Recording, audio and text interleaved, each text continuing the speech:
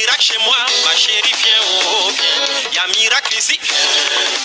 C'est miracle, tu veux, viens chez moi. Tu aimes les riz, papa, viens chez moi. Tu adores les riz, popo, viens chez moi. Ah, les chrétiens d'aujourd'hui, ils ont trop faim des miracles. Ils adorent l'évangile du spectacle. On aime Jésus, mais on n'aime pas sa croix. Aucun sacrifice, mais on adore sa gloire. Quand on entend les paroles du gens, tu vas travailler. Amen. Tu vas enfanter. Amen. Tu vas voyager. Amen. Tu vas te marier. Amen. Tu vas prospérer. Amen. Pour ça, on répond vivement. Amen. Parce que si l'homme de Dieu t'a pas flatté, c'est gâté. Mon frère, ma soeur, tu feras pas la quête. Ah, il y a miracle ici. C'est miracle, tu veux, viens chez moi. Tu aimes les riz, papa, viens chez moi. Tu adores les riz, popo, viens chez moi. Mais quand l'homme de Dieu te dit, il faut changer. Ah bon? Il faut pardonner, il faut beaucoup prier, il faut te réconcilier, il faut même jeûner. Ah, là. Pour ça, on répond froidement. Amen. C'est les gens des chrétiens qui aiment flatter les bergers. Tout ça pour les envoyer en brousse. Non, ils ont fini avec. Pasteur, tu es trop puissant. Quand tu ouvres la bouche de la chair repousse. Sincèrement, Jésus n'est pas plus fort que toi. Homme de Dieu, tu es trop loin. Tu es trop au point. Il n'y a pas l'homme pour toi. Normalement, Jésus n'est pas plus fort que toi. Attends, il y a miracle ici. C'est miracle, tu veux, viens chez moi. Tu aimes les riz, papa, viens chez moi. Tu adores les riz, popo, viens chez moi.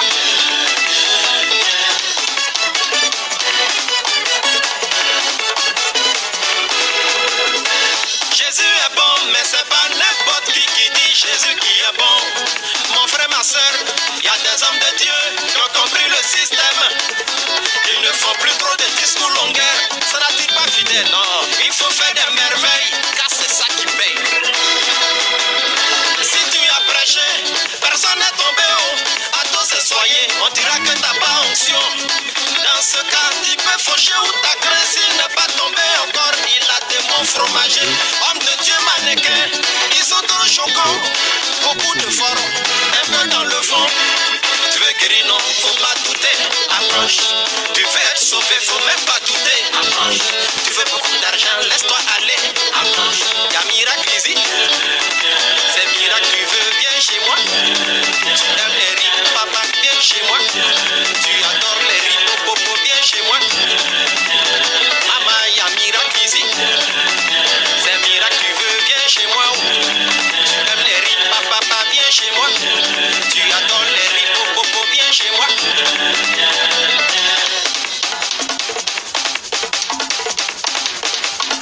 Tu vas travailler, amen. Tu vas enfanter, amen. Tu vas voyager, amen. Tu vas te marier, amen. Tu vas prospérer, amen. Pour ça, on répond vivement, amen. Mais quand l'homme de Dieu te dit, il faut changer, ah bon? Il faut pardonner, il faut beaucoup prier, il faut te réconcilier, il faut même jeûner. Ah là.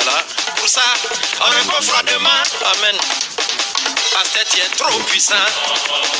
Quand tu ouvres la bouche, la chair repoule. Sincèrement, Jésus n'est pas plus fort que toi. Il y a miracle ici. C'est miracle, tu veux, viens chez moi. Tu aimes les riz, papa, viens chez moi. Tu adores les riz, popo, viens chez moi.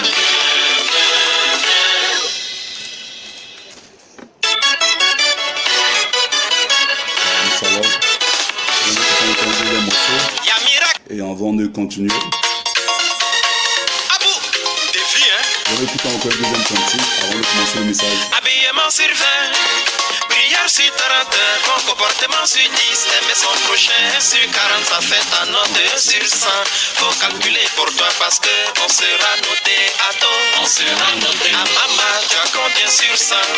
On sera noté. Manjoba, tu as combien sur 100? On sera noté. Au ciel, on sera noté. On sera noté. Affaire des chrétiens, c'est plus pantalon Christian. Chemise bagnon, vieille paire de souliers. Ce n'est ni les grosses robes. Non. Ce n'est ni les foulards, alléluia. Non. Ce n'est ni les talons années 60. Années 32 et les rocafi jazz. Parce que ma soeur en Christ, ça me dit quand ton chéri t'invitera, tu fais des beaux matchs. Les petits village, fond de teint sur pied, petit jacoto parfumé. Et tu es dans la ville, en terrain de mousser. À couper, à dégaler, à couper, à dégaler. Sagacité, à moulangaï, sagacité, à moulangaï. Pourtant dimanche, hein, quand on te voit, on dirait épouvantail. Marionnette, poupée sorcière, même trop jolie. Oh. Il faut changer, Jésus n'aime pas les foutaises. Mais laisse-moi te dire, on sera au Cabo Saint, tu as combien sur 100? On sera Kofi Daniel, tu as combien sur 100? On sera Doudou Athanas, tu as combien sur 100? On sera noté, au ciel on sera noté. On sera noté. Affaire d'habillement, il faut savoir mesurer aussi. Beaucoup de chrétiens aujourd'hui font mannequinat, tellement ils jouent les chocos, ça distrait le peuple. Que des plaisantins sympathisants de Jésus, quand ils rentrent à l'église, on dirait Michael Jackson. Il faut la voir, on dirait Lady Gaga. Puis encore, ils ne sont jamais à l'heure, toujours en retard, tout ça pour se faire voir. Même son carême, il fait un choco. L'horaire a changé, c'est de 10h à midi. Fini les longues prières qui lui donnent le vertige. Notre Père qui est aux cieux, Amen. Ah, mais laisse-moi te dire, on sera noté. Bobo Rodrigue, tu as combien sur 100? On sera noté. Janiel, tu as combien sur 100? On sera noté. Bicho Manaja, tu as combien sur 100? On sera noté. La vieille. On sera noté. Oh, toi le tonton là, qui ça? Moi? C'est à toi que je parle. Toi aussi, oh, tu gères plus rien dans ta vie. Tu as tout confié au guide spirituel. Ton argent à l'homme de Dieu. Tes enfants, tes problèmes à l'homme de Dieu. Même ta femme. Ah non, non, non, ça, jamais. Trop gentil à l'église, hey. Mais très méchante à la maison. Oh. Tu prépares pour l'homme de Dieu. Ta servante s'occupe de ton mari. Après c'est pour dire, mon mari m'a trompé. Quand la carte passe à droite, ton visage est à gauche. Mais à Niagon à droite, tu es un puissant parrain. Assise à l'église, elle fait rien avec parole de Dieu. Elle est connectée, les commentaires sur Facebook. À vous nos bergers, n'exagérez pas aussi haut. Nous les brebis, on n'a plus rien à brouter. Le grand maître.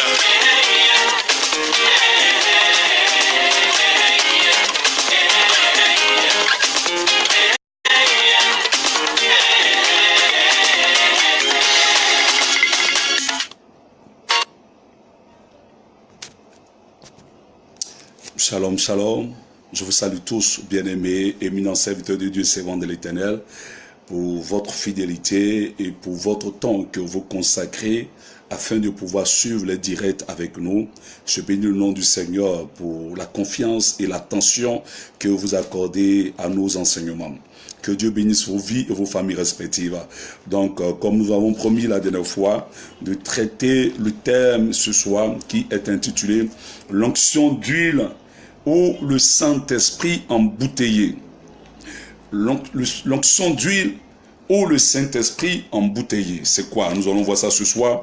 Nous entendons de part et d'autre dans des séminaires, dans des séances de prière, dans des croisades, et nous assistons à une utilisation abusive de l'onction d'huile et d'huile d'olive, qui n'est pas en réalité que l'onction d'huile sainte. C'est une différence. Vous allez voir ce soir la différence entre l'onction d'huile sainte et l'onction d'huile d'olive. Il y a une différence. Voilà.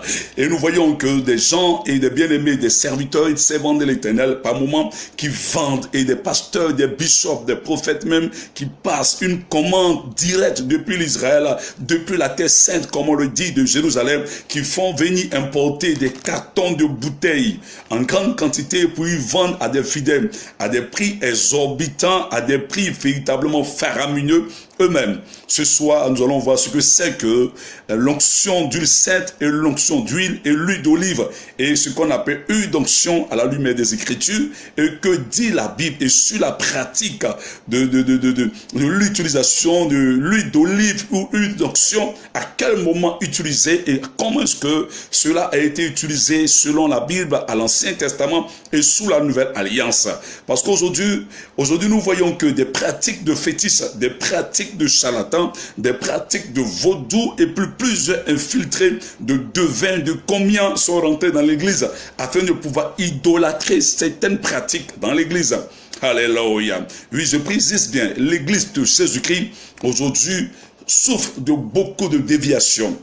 L'hérésie, l'apostasie et des pratiques de démons qui sont rentrés dans l'église. Et nous appelons toutes ces choses-là action prophétique ou acte prophétique. Et aujourd'hui, les marchands que le Seigneur Jésus avait chassés de son temps, qui étaient dans le temple, sont encore de retour dans le temple. Et nous avons fait de l'église un moyen d'arnaque.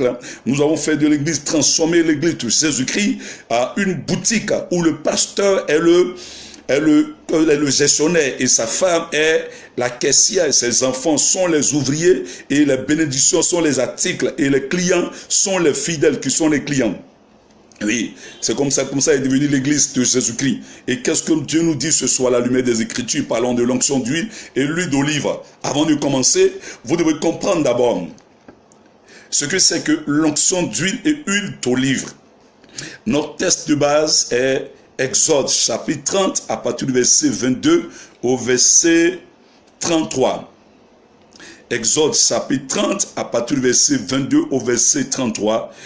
Invitez des amis à suivre et partager au maximum dans les différents groupes. Si vous êtes dans 2 groupes, 10 groupes, autant de groupes dans lesquels vous êtes, partagez dans tous ces groupes afin de pouvoir ouvrir les yeux des véritables enfants de Dieu qui ont soif de la vérité, qui ont soif de la véritable parole de Dieu qui vient de la Sainte Bible. Oui, on dit les Saintes Écritures.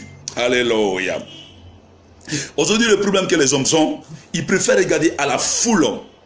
Ils préfèrent regarder à la foule qu'un individu a, qu'un pasteur a, qu'un prophète a, au lieu de suivre si ce qu'il dit est biblique ou non.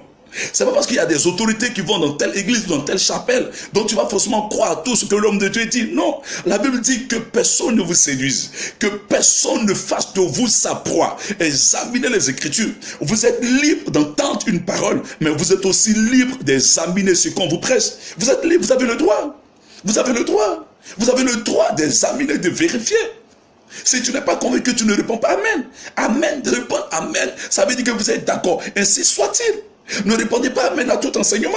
Ne regardez pas à la prospérité de ce pasteur, de ce prédicateur, ou bien à la beauté de la chapelle dans laquelle il se trouve. Non, vérifiez tout ce qu'on vous dit. Ce n'est pas parce que tout le monde y va que forcément ça veut dire que le Saint-Esprit est. Ce n'est pas parce qu'ils sont à la télé, vous allez sûrement croire. La Bible dit, n'ajoutez pas foi à tout esprit. N'ajoutez pas foi aussi à tout enseignement. Vérifiez, bien aimé, achetez-vous une Bible. Ayez des Bibles que vous allez télécharger dans vos portables. Parce que vous avez vos portables avec vous partout où vous partez. Si quelqu'un est en train d'enseigner, vous pouvez prendre note ou bien prendre note des références. Et puis après, vérifier selon ce que vous avez entendu. Que personne ne vienne vous prêcher sa philosophie. L'homme a en lui 3 sources. L'homme, il a d'abord la première source de l'homme, la parole de Dieu peut émaner de 3 sources. L'homme a celui qu'on appelle son esprit, qu'on appelle l'esprit humain. Avec son intelligence, son niveau intellectuel, sa valeur intrinsèque intellectuelle, l'homme peut voir interpréter les Écritures et certains versets selon sa propre connaissance intellectuelle. Ça, c'est la première source de l'homme. La deuxième source de l'homme est celle qui émane du diable. L'esprit du diable peut renverser les évangiles, peut falsifier les Écritures et pour vous donner une autre compréhension de la parole de Dieu. Satan a dit par le canal du serpent à Ève, est-ce que Dieu a-t-il réellement dit que vous ne mangerez pas de tous ces arbres? Or, Dieu n'a pas dit tous les arbres. Dieu a dit seulement que l'arbre de la connaissance, le fruit de l'arbre de la connaissance du bien et du mal, ce arbre-là se trouvait au milieu. Vous voyez, non, le diable est passé de la généraliser. Le diable utilise le faux pour avoir le vrai. Il dit, est-ce que Dieu a dit, vous ne devrez pas manger tous ces arbres? Le diable même ne sait même pas quel était l'arbre qui était concerné, mais lui, il a dit tous les arbres. C'est la femme qui a dit non. Il n'a pas dit tous les arbres, mais il a parlé de l'arbre qui est au milieu, l'arbre de la connaissance du bien et du mal. Donc vous voyez, vous devez toujours examiner et vérifier les Écritures. Alléluia. Et la troisième source est celle qui vient de Dieu, le Saint-Esprit. Le Saint-Esprit est l'auteur et l'acteur de la Bible. Le Saint-Esprit, je répète, le Saint-Esprit est l'Esprit de Dieu, est l'Esprit de Jésus-Christ, et Jésus-Christ lui-même sous la forme spirituelle qui vient habiter dans les croyants. Or, la Bible déclare que toute écriture est inspirée de Dieu, utile pour enseigner, pour corriger, pour exhorter, vous voyez, pour répandre. Donc vous devez comprendre que le Saint-Esprit est l'auteur. C'est lui qui a suscité des gens à des diverses époques, n'ayant même pas la même éducation, qui n'ont même pas vécu à la même époque, sur près d'une dizaine de siècles, pour rédiger ce qu'on appelle les Saintes Écritures, qu'on appelle aujourd'hui la Bible. Le Saint-Esprit, lui, il vient pour nous révéler, pour nous donner la révélation authentique de la parole. C'est pourquoi vous devez toujours examiner. Et la Bible dit que n'ajoutez pas foi à tout esprit, 1 Jean 4, 1. Car beaucoup de faux prophètes sont venus dans le monde. C'est pas seulement par des miracles, mais avec des hérésies. Ils ont la Bible en main, mais ils vont falsifier les Écritures. Ils seront éloquents pour vous donner une autre révélation de la parole de Dieu. Oui, c'est pourquoi nous devons avoir une vie de prière, toujours en train de méditer. Alléluia. Donc je reprends notre texte de base et ce soir, Exode chapitre 30 à partir du verset 22 au verset 33. Vous pouvez prendre note ou bien vous suivez avec nous et vous vérifiez ce qui est écrit à la lumière des Écritures. Je fais donc la lecture. L'Éternel parla à Moïse et dit, prends des meilleurs aromates, 500 cycles de myrrhe, de celles qui coulent d'elles-mêmes, la moitié, soit 250 cycles de cinnamome aromatique, 250 cycles de roseau aromatique, 500 cycles de casse, selon le cycle du sanctuaire, et un d'huile d'olive. Tu feras avec cela une huile pour l'onction sainte, composition de parfum, selon l'art du parfumeur. Alléluia. Ce sera l'huile pour l'onction sainte. Tu en oindras la tente d'assignation et l'arche du témoignage, la table et tous ses ustensiles, le chandelier et ses ustensiles, l'autel des parfums, l'autel des holocaustes et tous ses ustensiles, la cuve avec sa base. Tu sanctifieras ces choses et elles seront très saintes. Tout ce qui les touchera sera sanctifié. Tu oindras Aaron et ses fils et tu les sanctifieras pour qu'ils soient à son service, à mon service, dans le sacerdoce.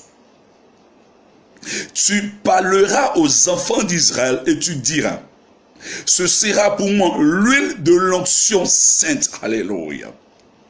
Parmi vos descendants, car on n'en répandra point sur le corps d'un homme et vous n'en ferez point de semblable.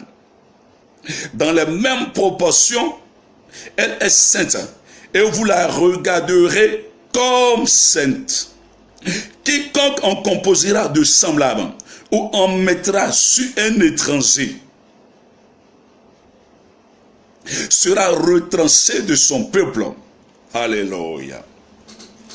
Amen. Peuple de Dieu, voilà ce que nous venons de lire. Avant d'aller en profondeur, vous devez comprendre d'abord que ce que c'est que l'onction d'huile sainte. Ici, la Bible ne parle pas de l'huile d'olive. La Bible parle de la composition de l'onction d'huile sainte. L'huile sainte d'onction ou l'onction d'huile sainte. Ou l'onction sainte d'huile, mais huile d'onction. On ne parle pas de l'huile d'olive ici.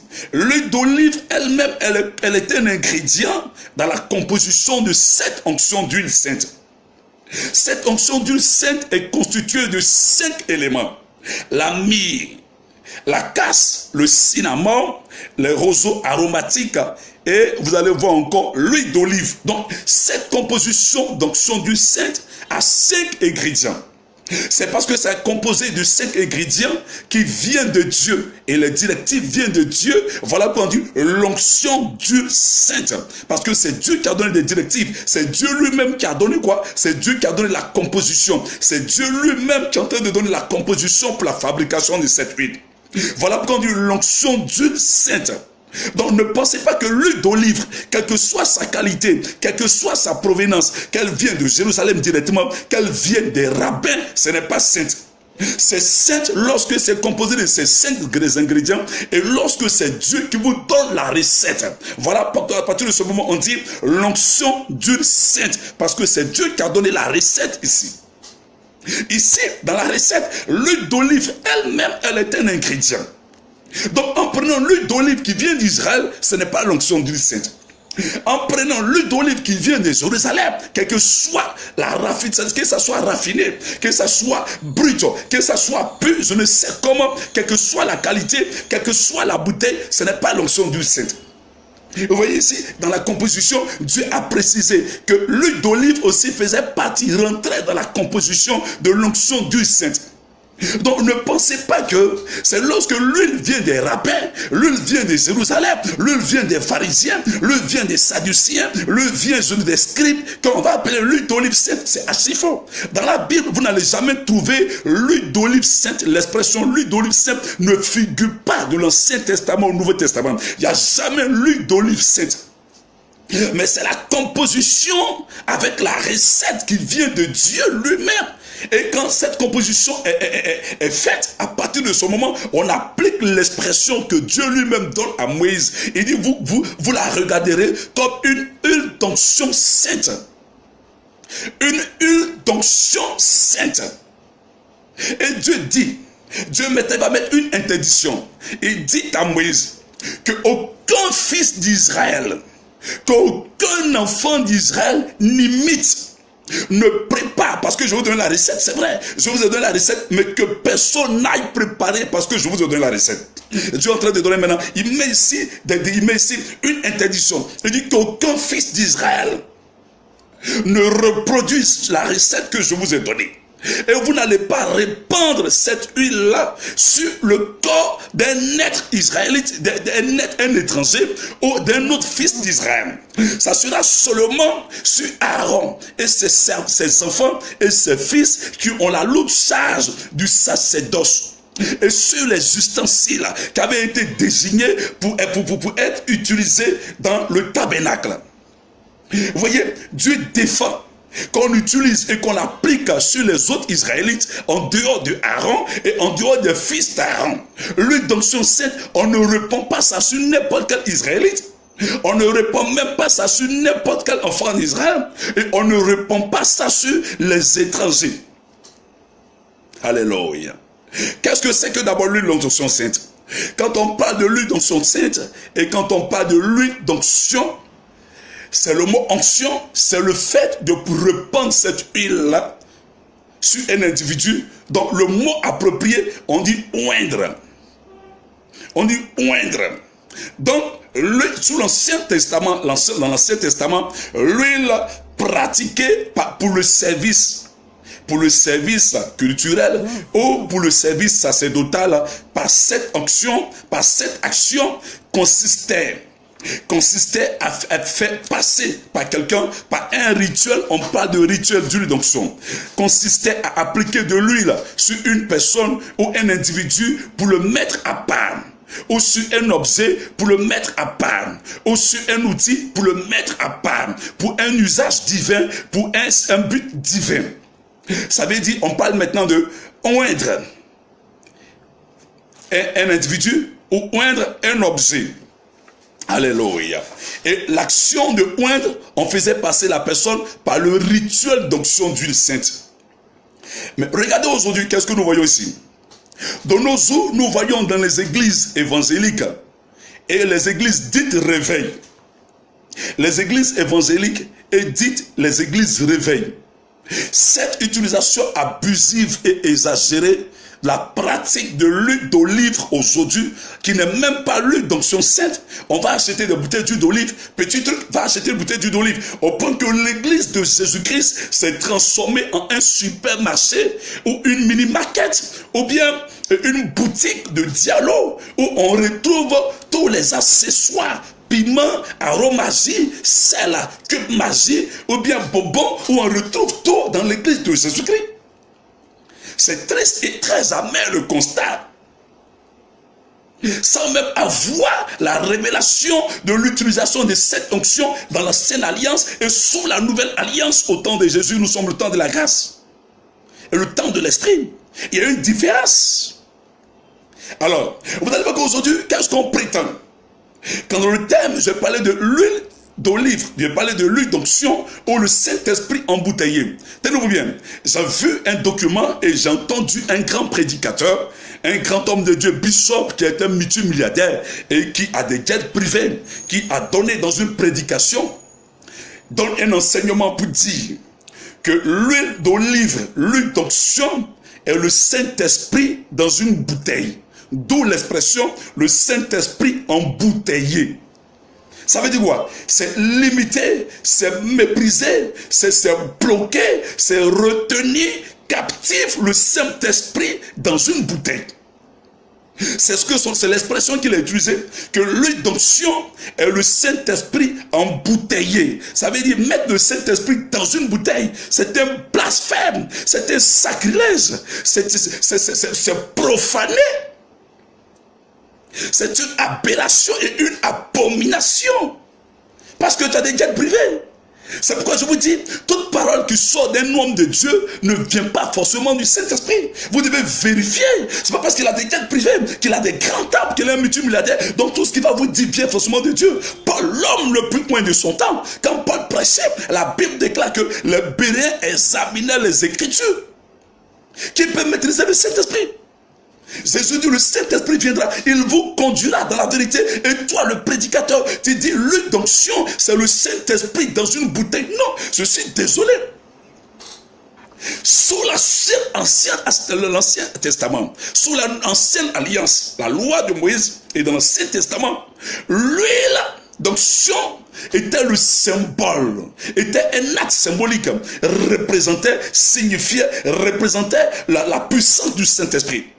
Mais et non le Saint-Esprit qui est contenu dans une bouteille. Je suis désolé, bien-aimés. Nous ne pouvons pas accepter ce message, jamais. Et nous disons non, et non. Alléluia. Tenez-vous aujourd'hui, plusieurs églises évangéliques, comme je le dis, on vend l'huile d'olive, soi-disant huile ointe, de l'eau ointe, de l'eau bénite, et qui protège. Cette eau a été bénite par des prêtres, par des bishops, par des prophètes, cette huile, et puis ils font la publicité. Ça vient de tel homme de Dieu, ça vient de telle église, de telle chapelle, ça vient directement d'Israël, c'est les rabbins qui ont consacré. Donc cette huile-là, on fait croire que cette huile a des vertus de protection, cette huile a des vertus de guérison, cette huile-là, si tu l'appliques sur la photo de ton mari sera fidèle à toi. Si tu appliques cette huile-là pour faire la toilette des femmes, on dit aux femmes, si vous appliquez cette huile-là, vous l'utilisez pour faire votre toilette intime, votre mari, lorsque vous allez partir au lit avec lui, il vous sera toujours fidèle. Et on fait croire que cette huile-là, lorsque des femmes stériles boivent, elles vont concevoir. Voilà la publicité qu'ils font autour de cette huile-là, avec une seule intention, une seule motivation, c'est à but curatif, lucratif, l'argent, les marmailles. Donc il faille qu'ils fassent la publicité, mais de manière mensongère, pour vous tromper, pour vous marmailler, pour vous envoûter, parce qu'en plus qu'ils font la publicité, ils utilisent des potions magiques pour vous hypnotiser. Quand ils parlent, vous croyez. Parce que vous dites, et ils vont vous vendre ces huiles-là, ces bouteilles-là, après avoir fait la publicité à prix d'une bouteille d'huile, qui ne fait même pas un seul litre. Ils vont vendre ça à $100. Quand ils se trouvent avec les Américains, les anglophones, ils vendent ça à $100.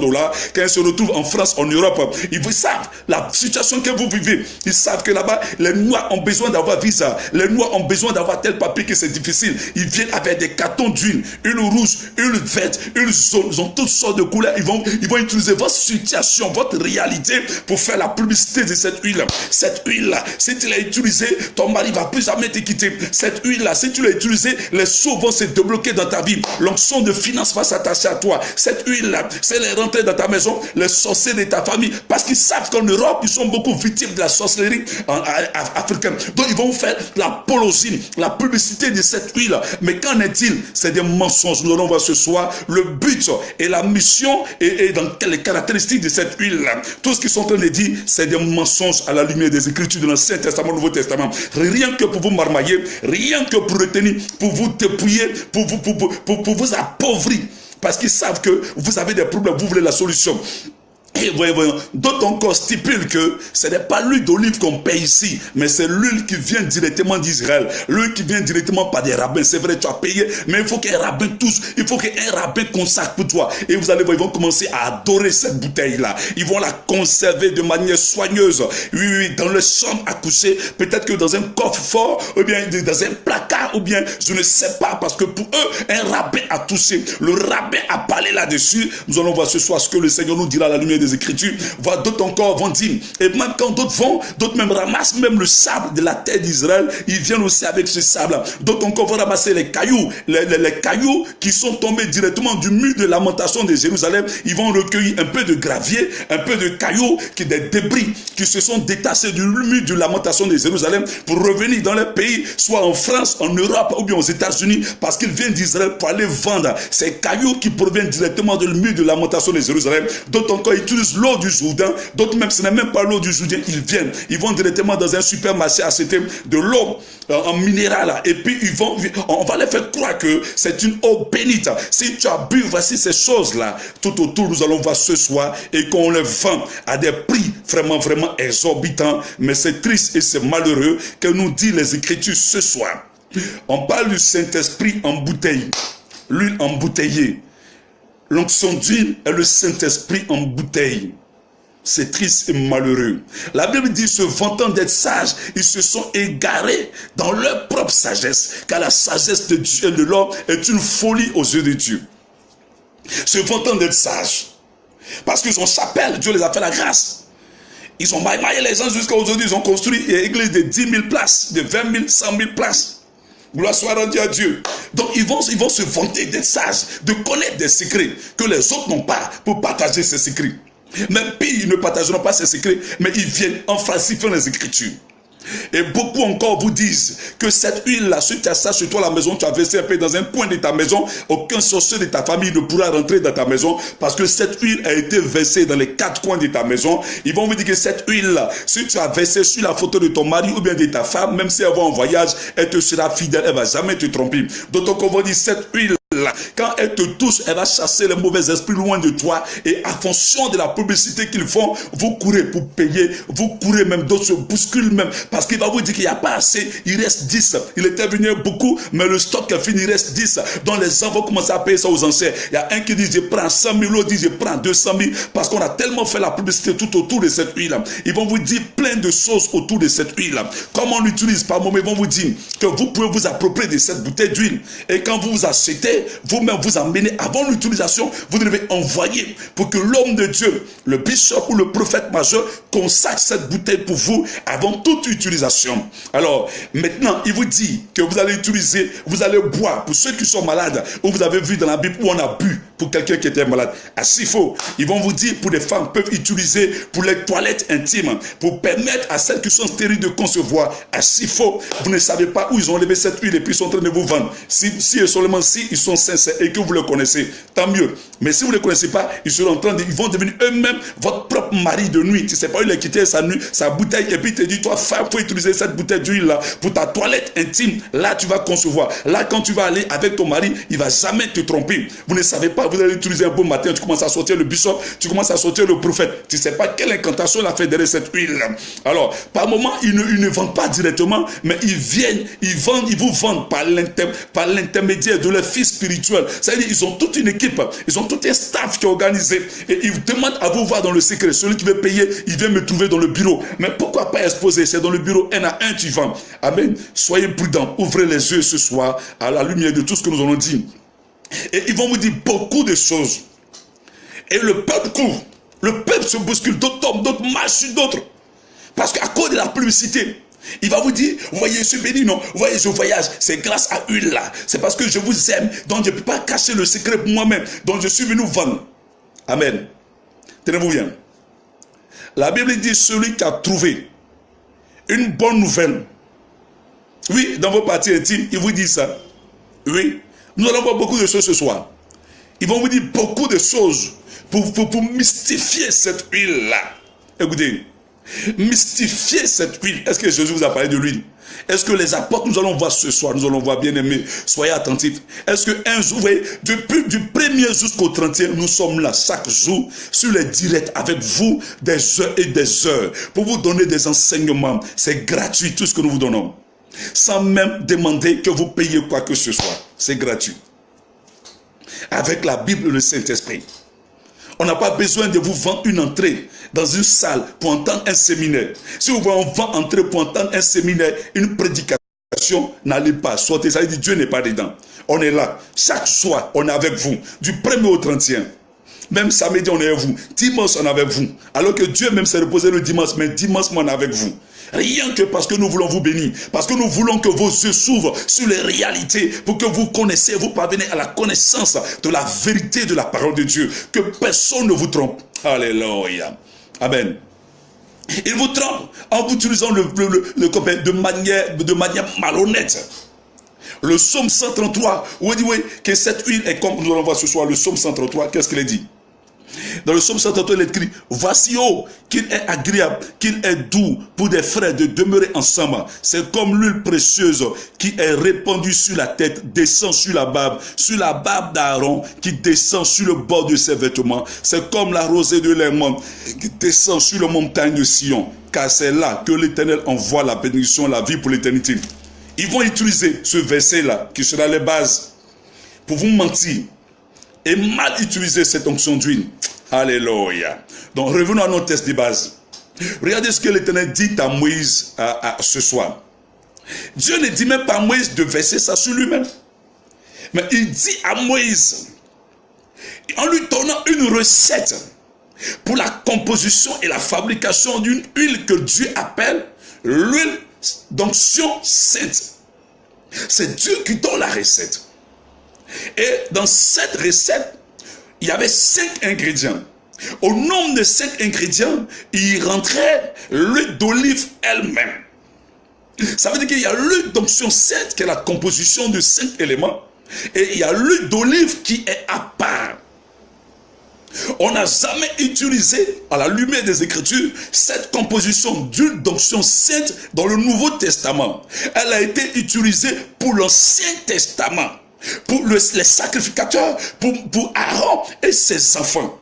Ceux qui avaient la charge, qui avaient été désignés pour le service, plutôt pour le sacerdoce, c'est eux qui devaient passer par ces rituels. Maintenant, nous allons voir quelles sont ces personnes qui avaient droit à cette onction. C'était pour 3 buts à la lumière des Écritures. Le premier but pour recevoir l'onction d'huile sainte dans la Bible, c'était 3 buts pour lesquels on devait utiliser cette onction d'huile. Le premier but, c'est la consécration d'individus ou d'objets. Il a dit quoi? Il dit ici, tout objet qui sera mis à part pour le but divin, pour rentrer dans la tente d'assignation ou dans le tabernacle, devait recevoir cette onction d'huile, selon le texte que nous venons de lire. Les individus, comme les objets et les ustensiles, c'était une sorte de les mettre à part pour un usage divin, pour un but divin. Donc voilà le premier but pour lequel on devait répandre cette huile d'onction sainte dans l'Ancien Testament sur quelque chose. Le deuxième but, c'était la consécration du sacrificateur et des serviteurs qui étaient dans le tabernacle et qui avaient la charge du sacerdoce. Et toujours, le deuxième but, c'était celui que Dieu avait choisi pour un but divin. Dans l'Ancien Testament, nous avons eu l'exemple de David, 1 Samuel chapitre 16, où Dieu dit au prophète Samuel, remplis ta corne d'huile. Remplis ta corne d'huile et va oindre celui que j'ai choisi. Alors, David reçoit l'huile d'onction sainte. Ce n'était pas n'importe quelle huile, c'était l'huile d'onction sainte. David reçoit cette huile. Deuxième exemple, nous voyons le roi, le premier roi en Israël qui était Saül.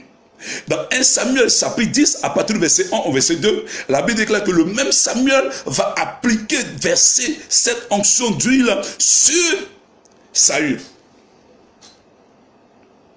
Il y avait 3 personnes qui avaient droit à l'onction dans l'Ancien Testament. Il y avait le sacrificateur, il y avait le prophète et il y avait le roi. Mais les prophètes dans la Bible ne passent pas par le rituel de l'onction d'huile. Non. Nulle part vous allez voir dans l'Ancien Testament et au Nouveau Testament un prophète qui a reçu l'huile sur sa tête pour entamer son ministère. Non.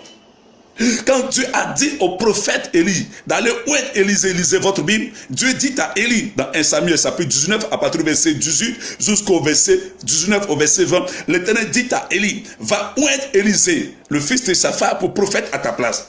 Élie, ça va trouver Élisée. Élie ne déverse pas l'huile sur Élisée, mais Élie enlève son manteau, il jette sur Élisée. Parce que Élie a compris, Élie avait la révélation que on ne verse pas l'huile sur la tête d'un prophète pour entamer son ministère. Parce que le prophète reçoit directement son esprit de Dieu. Or, l'huile représentait, était un symbole du Saint-Esprit dans l'Ancien Testament. Donc, vous ne pouvez pas verser le symbole du Saint-Esprit qui est l'huile sur la tête d'un prophète. Voilà pourquoi tout prophète dans l'Ancien Testament, au Nouveau Testament, n'a jamais débuté son ministère par un rite de l'onction d'huile pour recevoir l'huile sur la tête. Non. Lorsque Dieu va dire à Moïse de oindre Josué, regardez, Dieu dit à Moïse de verser l'huile sur Aaron et sur ses serviteurs, sur ses enfants. Mais sur Josué, Moïse ne va pas verser l'huile d'onction sainte sur Josué, mais Moïse va imposer ses mains à la tête de Josué. On ne verse pas l'huile sur la tête d'un prophète authentique, parce que le prophète reçoit directement son esprit de Dieu. Parce que l'huile est le symbole de l'esprit, or le prophète reçoit directement l'esprit de Dieu. Donc vous ne pouvez pas mettre l'huile sur la tête d'un prophète. Vous allez voir encore dans l'Ancien Testament, aucun prophète n'a reçu l'huile. Quand Élisée est parti oindre le roi Élisée, dans 2 Rois chapitre 9, la Bible déclare que Élisée va choisir l'un des fils de prophète, et Élisée va dire au fils de prophète de prendre l'huile, d'aller verser sur la tête de Jéhu. Donc le fils de prophète va appeler Jéhu de côté dans 2 Rois chapitre 9 et il va répandre l'huile sur la tête du roi. Donc l'huile sur la tête du sacrificateur représentait la consécration pour le service divin. L'huile sur la tête du roi représentait la royauté et la puissance. Et l'huile, plutôt le Saint-Esprit sur la vie du prophète représentait le feu, la puissance et la domination. Voilà les 3 catégories.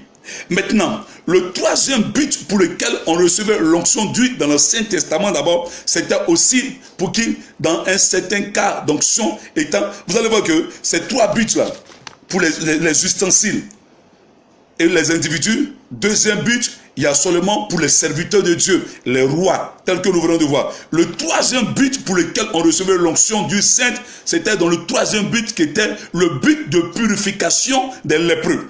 C'était les lépreux. Les lépreux selon Lévitique chapitre 4 à partir du verset 32. Lisez.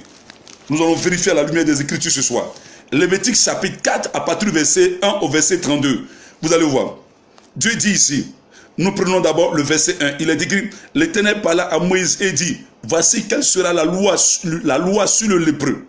Pour le jour de la purification, on l'amènera devant le sacrificateur sortira du camp et il examinera le lépreux. Si le lépreux est guéri de la plaie de la lèpre, le sacrificateur ordonnera que l'on prenne pour celui qui doit être purifié 2 oiseaux vivants et purs, du bois, du cèdre, du cramoisi et de l'hysope.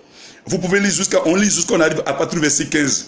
Au verset 15, il est écrit, le sacrificateur prendra du log d'huile et il en versera dans le creux de sa main gauche Le sacrificateur trempera le doigt de sa main droite dans l'huile qui est dans le creux de sa main gauche et il fera avec le doigt 7 fois l'aspersion de l'huile devant l'Éternel. Le sacrificateur mettra de l'huile qui lui reste dans la main sur le lobe de l'oreille droite et celui qui se purifie sur le pouce de sa main droite et sur le gros orteil de son pied droit. Par-dessus le sang de la victime de culpabilité. Le sacrificateur mettra ce qui lui reste d'huile dans la main sur la tête de celui qui se purifie et il le sacrifiera, le sacrificateur fera pour lui l'expiation devant l'Éternel. Donc nous comprenons que le troisième but pour lequel quelqu'un devait recevoir l'onction d'huile sainte dans la Bible, dans l'Ancien Testament, il fallait être lépreux lorsque tu devais être purifié de ta lèpre. C'est là le sacrificateur utilisait aussi toujours encore l'onction d'huile sainte. L'onction d'huile sainte. Vous voyez, voilà les 3 cas, les 3 buts pour lesquels on utilisait l'onction d'huile sainte. Selon les recettes que l'Éternel avait données à Moïse. Vous voyez? On n'a pas dit que cette huile allait produire des miracles dans la vie des gens. On n'a pas dit que cette huile allait débloquer des situations financières. Au point qu'on vous parle de l'onction des finances, l'onction surnaturelle. C'est des prédications de serpents anciens. Amen. Écoutez, toute personne qui recevait l'onction du saint dans la Bible ne recevait pas forcément un pouvoir divin. Non, ce n'est pas tous qui recevaient un pouvoir divin. Seuls quelques cas où David a reçu un pouvoir divin. Vous pouvez recevoir l'onction du saint sans que Dieu vous donne un pouvoir divin, sans que Dieu vous donne son esprit. La Bible dit, lorsque David a reçu pour lui l'onction d'huile, automatiquement il a été saisi par l'esprit. Saül, il était insensible, mais plus tard, il est rentré en contact avec la garnison des prophètes. La Bible dit, son cœur a été changé à un autre homme. Sinon, l'onction du saint ne fait pas automatiquement de vous un homme surnaturel. Sinon, Aaron n'a accompli aucun miracle. Aaron est le premier qui est passé par le rituel de l'onction du saint. Aaron n'a pas fait miracle. Et les ustensiles, les fils d'Aaron n'ont accompli aucun miracle. Donc, arrêtez de vanter l'huile. Arrêtez de mystifier l'huile. Les ustensiles qui avaient reçu l'onction d'huile pour être dans le temple de l'Éternel n'ont produit aucun miracle. C'était un rituel pour mettre quelque chose à part, pour un usage divin. Et non mystifier la chose au point de vendre ça à 100 millions, à 200 millions. À des gens, pour consacrer des autorités, on va mystifier tout autour. Tu dois payer le butin d'aujourd'hui. Si tu vas non, si tu vas avoir telle élévation, c'est quand toi-même tu dois donner là. On va vous faire croire que c'est toi qui dois donner la valeur à l'huile. Donc plus tu donnes 100 millions pour payer une petite bouteille d'huile d'olive, ça veut dire c'est là que tu vas amener la puissance de Dieu sur toi. Ah, si faux. Est-ce que Dieu t'a désigné pour un but? Est-ce que même tu es au temps de Aaron et de Moïse? Est-ce que tu es lépreux? Parce que c'est le lépreux aussi qui devait passer par le rituel de l'onction du saint. Pourquoi? Pour être purifié. Est-ce que tu es lépreux? Est-ce que vous êtes dans le tabernacle de Dieu aujourd'hui, dans l'ancienne alliance? Pour avoir cette onction du saint, je précise, cette onction du saint qui était composée de 5 ingrédients. Vous voyez? Voilà l'onction du saint sous l'ancienne alliance. Amen. Alors, cette onction d'huile, plus tard dans le Nouveau Testament, va avoir une autre tournure. Parce que Dieu est en train de... C'était comme Paul pouvait le dire, c'était un pédagogue pour la venue qui annonçait la venue du Saint-Esprit par Jésus-Christ de Nazareth, notre Seigneur Sauveur. Regardez maintenant dans le Nouveau Testament, qu'est-ce qui va se passer? Dans le Nouveau Testament, il y avait 4 buts pour lesquels on utilisait l'huile d'olive. Pas l'huile d'onction maintenant, sainte. Dans le Nouveau Testament, on ne parle plus de l'huile d'onction sainte parce que dans l'Ancien Testament, l'huile d'onction sainte revenait à Aaron. C'est ses fils pour le sacerdoce et puis aussi pour les lépreux. Maintenant, dans le Nouveau Testament, les buts vont changer parce que celui qui doit envoyer le Saint-Esprit, il est là. La Bible précise, lorsque Jésus est rentré, quand Jésus est rentré, dans Luc chapitre 4, vous pouvez lire Luc chapitre 4 à partir du verset 18, Jésus a repris la prophétie d'Ésaïe, où il a dit, l'Esprit du Seigneur est sur moi, car Dieu m'a oint. Vous voyez? Donc Dieu, il n'utilise plus l'huile pour verser sur la tête de quelqu'un afin de pouvoir le consacrer. Non. Dieu n'utilise plus l'huile maintenant. Mais directement, c'est lui-même qui te donne l'esprit. Puisque l'huile était le symbole. Jésus n'était pas encore venu. Donc le Saint-Esprit n'était pas encore venu. Donc il fallait utiliser pour symboliser le Saint-Esprit qui va venir. Il fallait le représenter. Lorsque le président de la République est absent, il se fait représenter par quelqu'un. Maintenant le président est là. Donc vous voulez ceci une encore pour faire quoi? C'est lorsque le propriétaire il est absent, il se fait représenter, il mandate quelqu'un. Maintenant le propriétaire est là, l'original est là. Pourquoi aller chercher encore la photocopie pour venir le représenter? C'est de l'ignorance.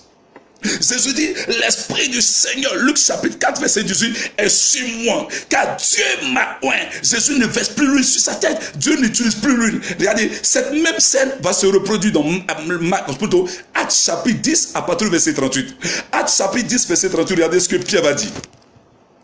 Actes 10 verset 38, Pierre a eu la révélation. Pierre dit, vous savez comment Dieu a oint du Saint-Esprit et de force Jésus de Nazareth, qui allait de lieu en lieu et qui guérissait tous ceux qui étaient sous l'empire du diable. Regardez, Pierre a eu la révélation que Dieu n'utilise plus l'huile pour consacrer quelqu'un. Mais Dieu lui-même, il s'investit, lui te choisit et puis te donne son esprit pour accomplir une œuvre divine, un but divin. Il te choisit, c'est lui qui te choisit. Or, dans l'Ancien Testament, quand Dieu te choisit, eh bien, il doit prendre quelqu'un pour le mettre à part. Il demande au prophète ou au sacrificateur de verser l'huile sur toi. Cette huile-là, c'est un acte rituel qui consiste à mettre un objet ou un individu à part. On sait qu'il a été désigné par Dieu pour accomplir une mission, mais ce n'était toujours pas accompagné d'un pouvoir divin. Ce n'était toujours pas accompagné d'une puissance spectaculaire, non. Mais dans le Nouveau Testament, la Bible déclare que vous savez comment Dieu a oint Jésus-Christ de Nazareth, qui de force et d'esprit. C'est-à-dire Dieu a oint. Or, dans l'Ancien Testament, quand on verse l'huile sur quelqu'un, on dit on l'a oint d'huile. Maintenant, Pierre dit, vous savez comment Dieu a oint Jésus-Christ de quoi? Il n'a pas oint d'huile, mais il a oint d'esprit. Donc, c'est-à-dire l'esprit est l'onction que Dieu déverse sur Jésus-Christ. Et non l'huile. Et Dieu lui déverse sur lui son esprit. C'est pourquoi Jésus dit, celui que le Père a envoyé, Dieu lui donne l'esprit sans mesure. Donc Dieu n'a pas donné de mesure à l'esprit qu'il a donné à Jésus, mais il a oint de force et d'esprit. Regardez maintenant ce que Jean va dire encore. Dans le livre de 1 Jean chapitre 2 à partir du verset, oui c'est ça. 1 Jean chapitre 2, à partir du verset 20 au verset 27. Regardez ce qu'il est écrit. Il est écrit, pour vous, vous avez reçu l'onction de la part de celui qui est saint. Et vous avez tous de la connaissance. Je vous ai écrit non que vous ne connaissez pas la vérité, mais parce que vous la connaissez. Et parce qu'aucun mensonge ne vient de la vérité. Il dit, qui est menteur, sinon celui qui nie que Jésus-Christ, que Jésus est le Christ. Celui-là est l'Antichrist, qui nie le Père et le Fils. Quiconque nie le Fils n'a pas non plus le Père. Quiconque se déclare publiquement pour le Fils a aussi le Père. Il dit que ce que vous avez entendu dans le commencement demeure en vous. Si ce que vous avez entendu dans le commencement demeure en vous, vous demeurez aussi dans le Fils et dans le Père. Et la promesse qu'il nous a faite, c'est la vie éternelle. Je vous ai écrit ces choses au sujet de ceux qui vous égarent. Pour vous, l'onction que vous avez reçue de lui demeure en vous. Il dit pour vous, l'onction que vous avez reçue demeure en vous. C'est-à-dire, ici, l'apôtre Jean a la révélation encore que Dieu ne verse plus l'huile sur quelqu'un. Dieu ne fait plus passer quelqu'un par le rituel d'onction d'huile, au point de vanter l'huile qui vient des rabbins, l'huile qui vient de l'Inde, l'huile qui vient de telle église, l'huile qui est venue de tel homme de Dieu, parce qu'il est aux États-Unis, parce que tel homme de Dieu, Dieu l'utilise. Écoutez, ce n'est pas la personne qui intéresse. Pierre dit, Jean dit ici, pour vous, vous avez reçu l'onction de Dieu. Donc le Saint-Esprit, Jésus-Christ, le Saint-Esprit est l'onction que Dieu donne désormais à tous ceux qu'il a choisis pour le servir, à toutes les femmes qu'il a choisies pour le servir. Vous n'avez plus besoin que quelqu'un vienne verser une grande quantité d'huile. Vous n'avez plus besoin que quelqu'un vous mette dans une barrique d'huile d'olive, comme quoi importé de l'Inde, importé d'Israël, importé de Jérusalem. Vous êtes dans l'erreur et dans l'ignorance. Si vous passez par là-bas, c'est pas un problème. Tant mieux. Mais sachez que vous n'êtes plus obligé, Dieu n'utilise plus l'huile. Parce que si vous avez la révélation, vous allez comprendre que l'huile était un symbole. L'huile était la photocopie du Saint-Esprit. Maintenant, nous sommes au temps de l'Esprit. Pourquoi vous faites vendre l'huile? Pourquoi vous vendez l'huile?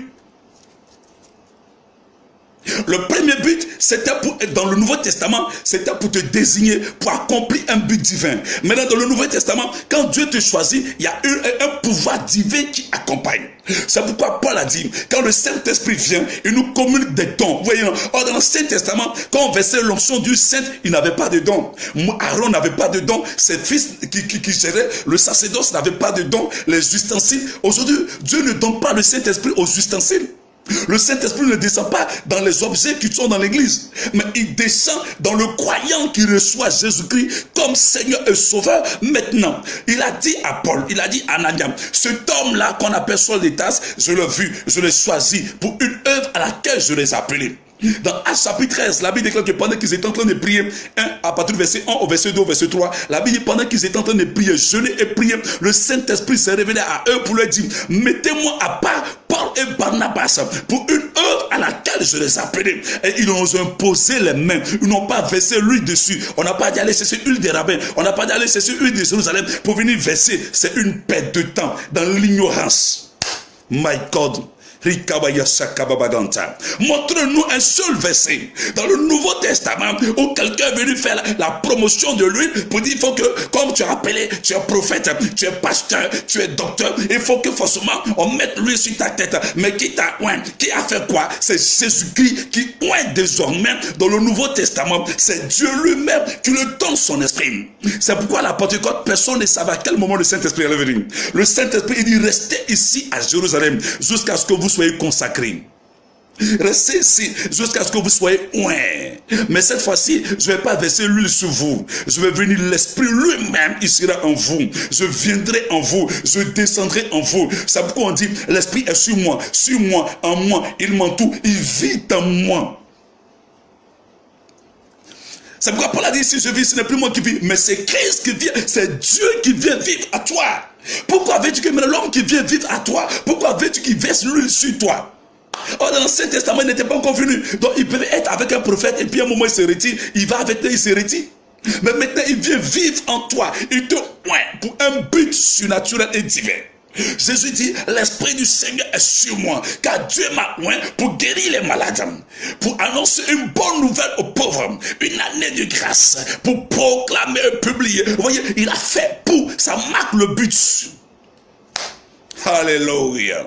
Le deuxième but, dans le Nouveau Testament, pour laquelle quelqu'un recevait l'Esprit, puisque je vous ai dit, l'onction du Nouveau Testament, ce n'est plus l'huile, on ne passe plus l'huile, mais automatiquement, c'était l'Esprit, Dieu lui-même qui te donne. Ce n'est pas un pasteur qui te donne, c'est Dieu qui décide, qui te choisit et puis il te donne. Le deuxième but, c'était pour la guérison.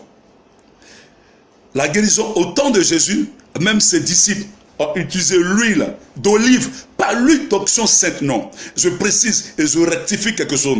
Dans le Nouveau Testament, on ne faisait plus usage de l'huile d'onction sainte parce que Dieu a dit à Moïse que personne ne reproduise, qu'aucun Israélite ne reproduise, qu'aucun étranger l'utilise. Donc dans le Nouveau, c'était seulement dans le sacerdoce. Et pour le sacerdoce. Donc dans le Nouveau Testament, qu'est-ce que Dieu fait? Pour la guérison, on va utiliser l'huile d'olive. Si vous ne savez pas, pour certaines personnes, à titre informatif, donc je vous donne comme information en ce qui concerne l'huile d'olive. La plante, l'huile d'olive provient d'une plante qu'on appelle l'olivier. L'olivier a des vertus médicinales. C'est pourquoi quand vous allez lire dans Marc chapitre 6 à partir du verset 13, Marc chapitre 6 à partir du verset 13, il est écrit que les disciples de Jésus en sa présence, quand Jésus est encore là, que les disciples de Jésus allaient prêcher la repentance et ils guérissaient beaucoup de malades en les oignant d'huile. Donc les disciples ont fait usage d'huile parce qu'ils n'avaient pas encore reçu la puissance de l'Esprit. Jésus était là. L'onction les accompagnait, mais de manière momentanée et périodique. Parce que Jésus n'avait pas encore été glorifié. Donc eux, ils utilisaient l'huile d'olive parce qu'ils connaissaient les vertus. Mais ce n'est pas toujours que ça marche. Donc l'huile d'olive ne guérit pas, mais ça a des vertus. Et c'est la prière de la foi qui agit au travers de cette huile d'olive. L'huile d'olive n'est pas l'huile d'onction sainte, quelle que soit sa qualité, quelle que soit sa contenance, quel que soit le contenu ou bien le conteneur, quelle que soit la bouteille. Ne regardez pas le format. Ne regardez pas le fait qu'on dit non, ça c'est en Israël. Ils vont essayer de vous mystifier. Ça c'est les rabbins. N'importe qui ne touche pas ça. La Bible dit que Dieu a dit à Moïse, l'huile d'onction sainte là, que personne ne reproduise. Qu'on ne donne même pas à un étranger. Celui qui touche, qui reproduit, il mourra. Donc quand Jésus est venu, on utilisait l'huile d'olive. Jésus n'a jamais utilisé l'huile d'olive pour guérir quelqu'un, mais ses disciples l'ont utilisé. Parce que ce n'était pas toujours que la puissance agissait au travers d'eux. Et Marc chapitre 6, verset 13, vous pouvez vérifier après. Vous allez voir encore maintenant dans Jacques chapitre 5, du verset 14 au verset 16. Ça c'est ici l'apôtre Jacques, qui était l'évêque de l'église de Jérusalem, qui dit, poussé par l'Esprit de Dieu, il dit, quelqu'un parmi vous est-il malade? Qu'on fasse appel aux anciens, en noyant d'huile le malade. Par la prière de la foi, Dieu guérira le malade. Écoutez, on dit la prière de la foi, Dieu guérit. On n'a pas dit l'huile là va guérir. On n'a pas dit que l'huile là a le pouvoir de guérir. On n'a pas dit que l'huile là a le pouvoir de chasser un démon. C'est faux. On dit par la prière de la foi, le Seigneur guérira le malade. Vous voyez? Alors, d'où vient-il que quelqu'un, un homme de Dieu, un bishop vienne vous dire que cette huile-là, ça guérit. Cette huile, si tu as utilisé, tu vas avoir déblocage, tu vas avoir option de finances dans les finances, tu vas avoir travail. Montrez-moi un seul verset. Voilà les buts pour lesquels on utilise l'huile dans le Nouveau Testament. Je ne parle plus de l'Ancien Testament, je parle du Nouveau Testament. Dans quel but, dans quel cadre, dans quel carnival? Même si ça vient des rabbins. Une huile qui opère des miracles est une huile ésotérique, est une huile mystique, est une huile de la sorcellerie. Dans le temps de Jésus, jusqu'à dans toute la Bible, il n'y a pas une huile qui fait des déblocages. Il n'y a pas une huile qui opère des miracles. Il n'y a pas une huile qui amène un mari à être fidèle à sa femme. C'est de l'envoûtement. Ce n'est pas une huile qu'on utilise et puis ton mari va t'aimer, ta femme va t'aimer, ton mari sera toujours fidèle. Il faut te dire que c'est des Indiens. Tu as affaire à des Indiens. Tu as affaire à des Indiens. Je suis désolé. Voici les cas pour lesquels on utilisait. La preuve, Jésus a pris la parabole du bon samaritain. Jésus a pris la parabole du bon samaritain. Dans Luc chapitre 10, il est écrit. Luc chapitre 10, du verset 33 au verset 34. Dans la parabole du bon samaritain, la Bible déclare, c'est Jésus qui a raconté cette parabole, c'est pas n'importe qui, que le bon samaritain a utilisé de l'huile. Il a utilisé de l'huile et du vin. Il a versé cette huile-là dans les plaies de l'homme qui avait été agressé. Donc les Israélites, les Juifs, même les étrangers, même en Inde, ils savaient que l'olivier avait des vertus médicinales.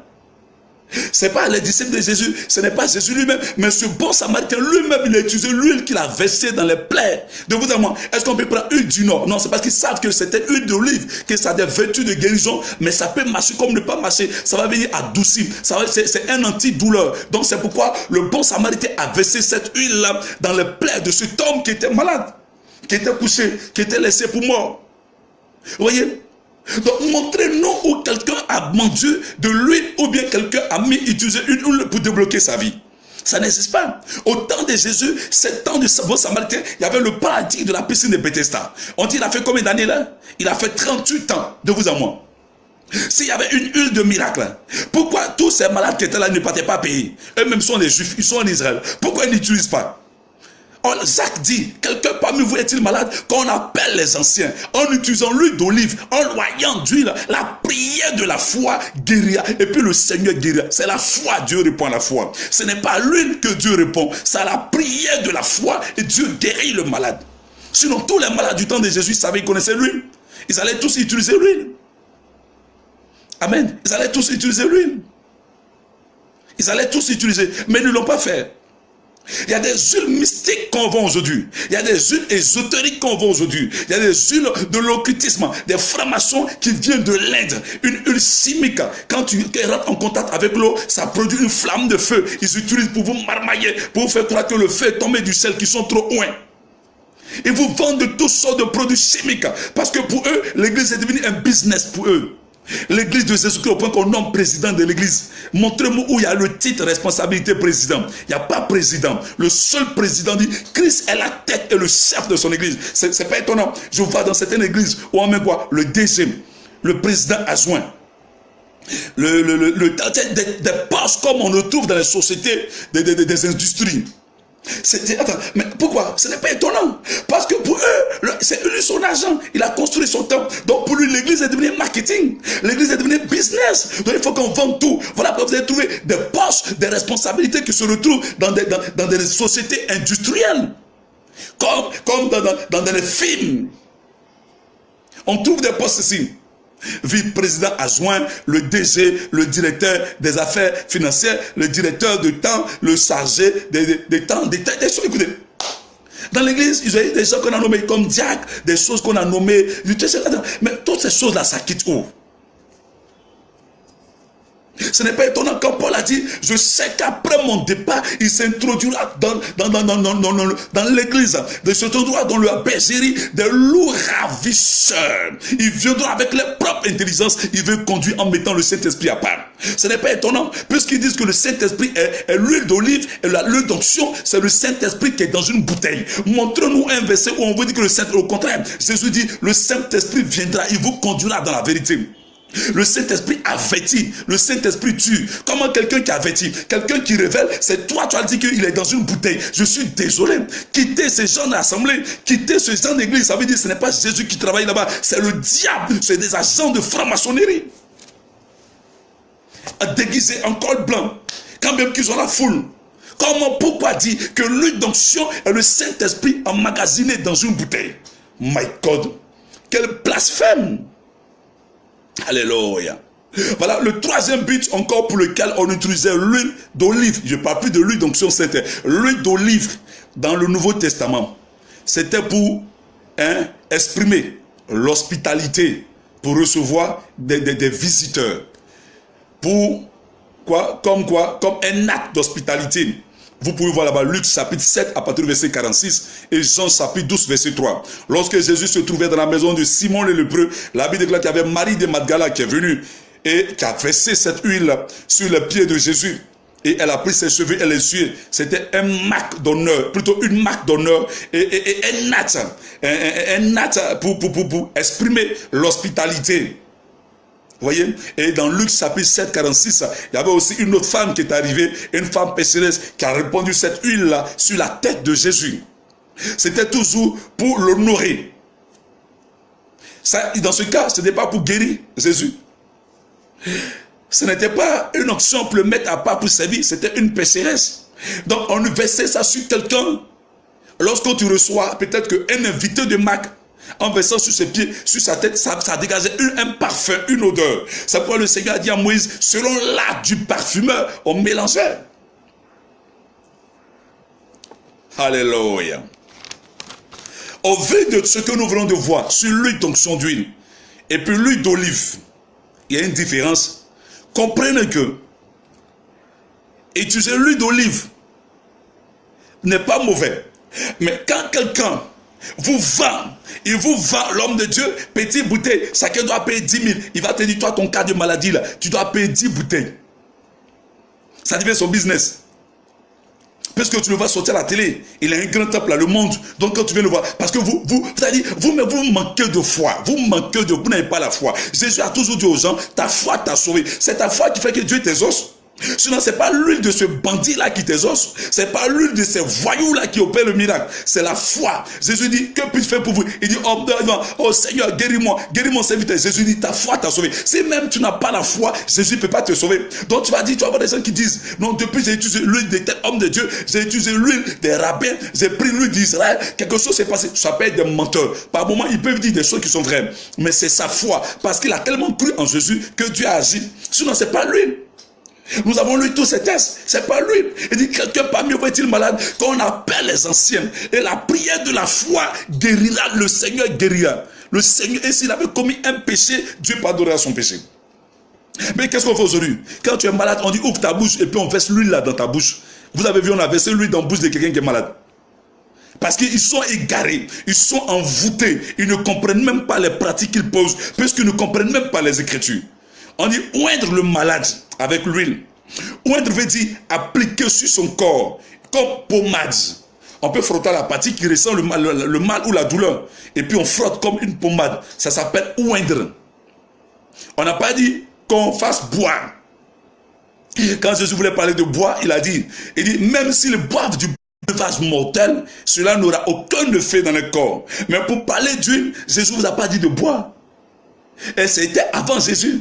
Il dit, on utilisait pour oindre un malade. Mais aujourd'hui, il a dit, l'utilisation abusive, petit truc, huile, petit truc, ils ont mis beaucoup d'huile comme ça, à la chair, dans la chair en vitre là. Ils ont mis beaucoup comme ça, beaucoup de bouteilles d'huile. Quand quelqu'un vient, même tu ne souffres pas, il va essayer de te parler de connaissance, il va te mystifier. Voilà, tu dois prendre une bouteille d'huile. Par rapport à ton cas là, Dieu m'a montré, il te faut 10 bouteilles, alors qu'il vend une bouteille à 10 000. Maintenant, il te dit de payer 10, tu vas pas payer. 10 bouteilles, ça te fait 100 000. Tellement il t'a mystifié parce qu'il a dit ton nom. Tu t'appelles Rachel, tu t'appelles Kwadio Rachel. Effectivement, tu es Kwadio Rachel. Tu souffres de tellement oui. Bon, tu dois payer 10 bouteilles. En raison d'une bouteille à 10 000. Ça te fait combien? 100 000. Et puis il a vendu ça à 10 personnes. Ça fait combien? 1 million. Chaque dimanche, il est 1 million. Je crois aux offrandes. Je crois que celui qui soutient l'œuvre de Dieu, Dieu le bénit. Celui qui s'aime, Dieu le bénit. Mais n'utilisons pas de la misère, du problème des gens pour mentir avec la parole de Dieu. Ce que Dieu n'a pas dit. Si tu as fait ton business, va créer une boutique. Si tu as fait ton business, va créer quelque chose. Ou bien kiosque à café. Ou bien créer un restaurant. Mais quelqu'un pour gérer. Là, c'est ton business. Mais quand on vient à l'église, tu te joues les hommes de Dieu. Il faut dispenser la parole de Dieu. La vérité qui est écrite dans la Bible. Le peuple a soif. Les marabouts les ont tellement dépouillés, ils viennent encore à l'église, vous les dépouillez encore. L'église est différente des cliniques, l'église est différente des sociétés. Ici, c'est l'amour de Dieu, la miséricorde. Notre patron qui est Jésus-Christ, il dit vous avez reçu gratuitement, donnez gratuitement. Il t'a pas dit de vendre le don qui est en toi. C'est vrai, quand on finit de prier pour toi aussi, Dieu a fait, faut être reconnaissant, faut soutenir, mais Dieu nous a pas dit d'aller vendre. Alléluia. À aucun moment, Jésus exigeait quelque chose. Mais il demandait que les gens aussi soient reconnaissants. Il dit, si l'on vous donne quelque chose, prenez. Lui-même l'a payé l'impôt. Mais ne prenez pas le peuple comme des gens qui sont des ignorés, des moutons qu'on doit dépouiller, qu'on doit esclavager, qu'on doit manipuler, qu'on doit faire anarquer. Non. Au lieu d'être des bergers pour prendre soin du troupeau de Christ, on est devenu des bouchers. Quand on voit quelqu'un, waouh, voilà un gaou. Je vais le tromper, je vais le mettre dans le système pour arracher sa voiture, je vais le mettre dans le système pour arracher sa maison, je vais le mettre dans le système pour doubler le gaoui qui est venu. Voilà quelqu'un que je vais la voir. Non. Non. Disons la vérité. Si réellement tu sais nous servons Dieu, selon sa parole, Dieu va toujours susciter quelqu'un pour nous soutenir. Je crois en la parole de Dieu. Je crois en la puissance de Dieu. Montrez-nous. Vous allez voir par moi, ils font des bouteilles d'huile d'olive. De eux-mêmes, ils ont confessionné. Et ce n'est même pas l'huile d'olive qui vient d'Israël. Hein. Ils vont aller payer chez les diallos à la boutique ou bien les femmes commerçantes au marché. Ils vont aller payer plein de bouteilles d'huile du Nord, super aya. Et puis ils mettent dans un sachet. Ou bien ils prennent dans des petits pots comme ça. Ils remplissent plein. Et puis ils viennent vendre. 2000. Et ils ont tellement manipulé. Ils ont fait semblant de parler en langue dessus devant vous pour vous influencer. Ce déclare cette huile-là. Toute personne qui va toucher, il est en train de te mystifier. Il dit les premiers qui vont payer ça là, Dieu va opérer le miracle. Écoutez, c'est votre foi. Et par moi, ce n'est même pas l'huile d'olive. C'est huile du Nord, super aya. Ils sont allés acheter au marché chez les Mauritaniens et puis ils ont rempli plein de sachets et puis on vous vend. Écoutez, c'est vrai que par moment, on peut faire usage dans quel cas, en cas de maladie, quelqu'un malade, on va l'appliquer pour prier pour son cas, ça s'arrête là. Bon, peut-être qu'on peut l'utiliser pour consacrer une maison ou bien un terrain. On a vu l'exemple de Jacob dans Genèse chapitre 28 à partir du verset 10. Jacob s'est levé quand il s'est éveillé lorsqu'il a vu la vision. Jacob a pris de lui, il a versé ça sur quoi? Sur une pierre. Jacob a versé ça sur une pierre. Vous voyez, dans quel cas on peut utiliser la consécration d'une maison? Pas parce que l'huile là va chasser, non. Pas parce que l'huile là va faire quoi? Va chasser les démons, bien l'huile là va vous protéger, non. C'est la prière qu'on va déclarer au travers par la foi que Dieu va exaucer et non l'huile. C'est un symbole. Si on te dit qu'il y a une huile qui chasse les démons, il faut te dire que c'est les sorciers qui sont en train de vendre cette huile. Si on te dit qu'il y a une huile là, quand tu vas utiliser, aucun démon ne va t'approcher, il faut te dire que c'est une huile mystique. On vous parle de huile Saint-Michel, on vous parle de sel Saint-Michel, on vous parle de l'huile à 7 pouvoirs, on va vous parler des huiles ésotériques, toutes ces choses-là, pour vous distraire. On va vous parler de l'huile d'amour, quand tu utilises, c'est ce que Esther a utilisé, et puis le roi l'a aimé. C'est ce que chose qu'on appelle la femme tsunamite de Cantique des Cantiques. Elle a dit, je parfume avec les choses. Écoutez, nous avons des senteurs ici que nos femmes, nos épouses, nos sœurs utilisent dans la maison. Il y a des parfums, des choses qu'on a vêtues. Mais lorsque un pasteur qui vient faire la promotion d'une huile qui attire garçon, une huile qui attire femme, frère, lui là, c'est pas un pasteur. Et puis qui dit non, il cherche votre bien. Lui, il a des secrets. Un pasteur qui vous dit il a les secrets, méfiez-vous de lui. Je n'ai jamais vu dans la Bible où un prophète ou un apôtre a dit j'ai des secrets. C'est faux. Jésus dit, ce qui fait honte, il ne dit jamais en pleine journée, c'est la nuit ils font. Viens me voir après, il te montrer un secret. Écoutez, le secret, c'est dans les sectes, dans les loges mystiques qu'on parle secret.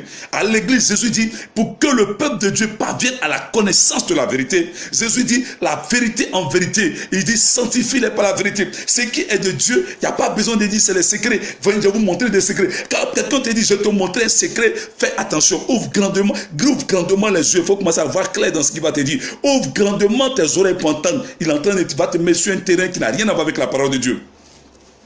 Ils sont pleins comme ça, ils sont déguisés. Mais votre problème, le problème du peuple de Dieu, le problème de certains serviteurs de Dieu, ces fonds de l'Éternel, sauf du complexe d'infériorité. Ah, c'est tel bishop, lui là, il a des voitures, il a des quêtes. Donc sur lui, ce qu'il a dit là, c'est vrai. Écoutez, que personne ne vous influence. Que personne ne vous fasse croire que lui, il est plus ami que le Saint-Esprit, il est ami au Saint-Esprit plus que vous. C'est faux. Paul dit, il ne s'est pas laissé influencer par Pierre, ni les premiers apôtres.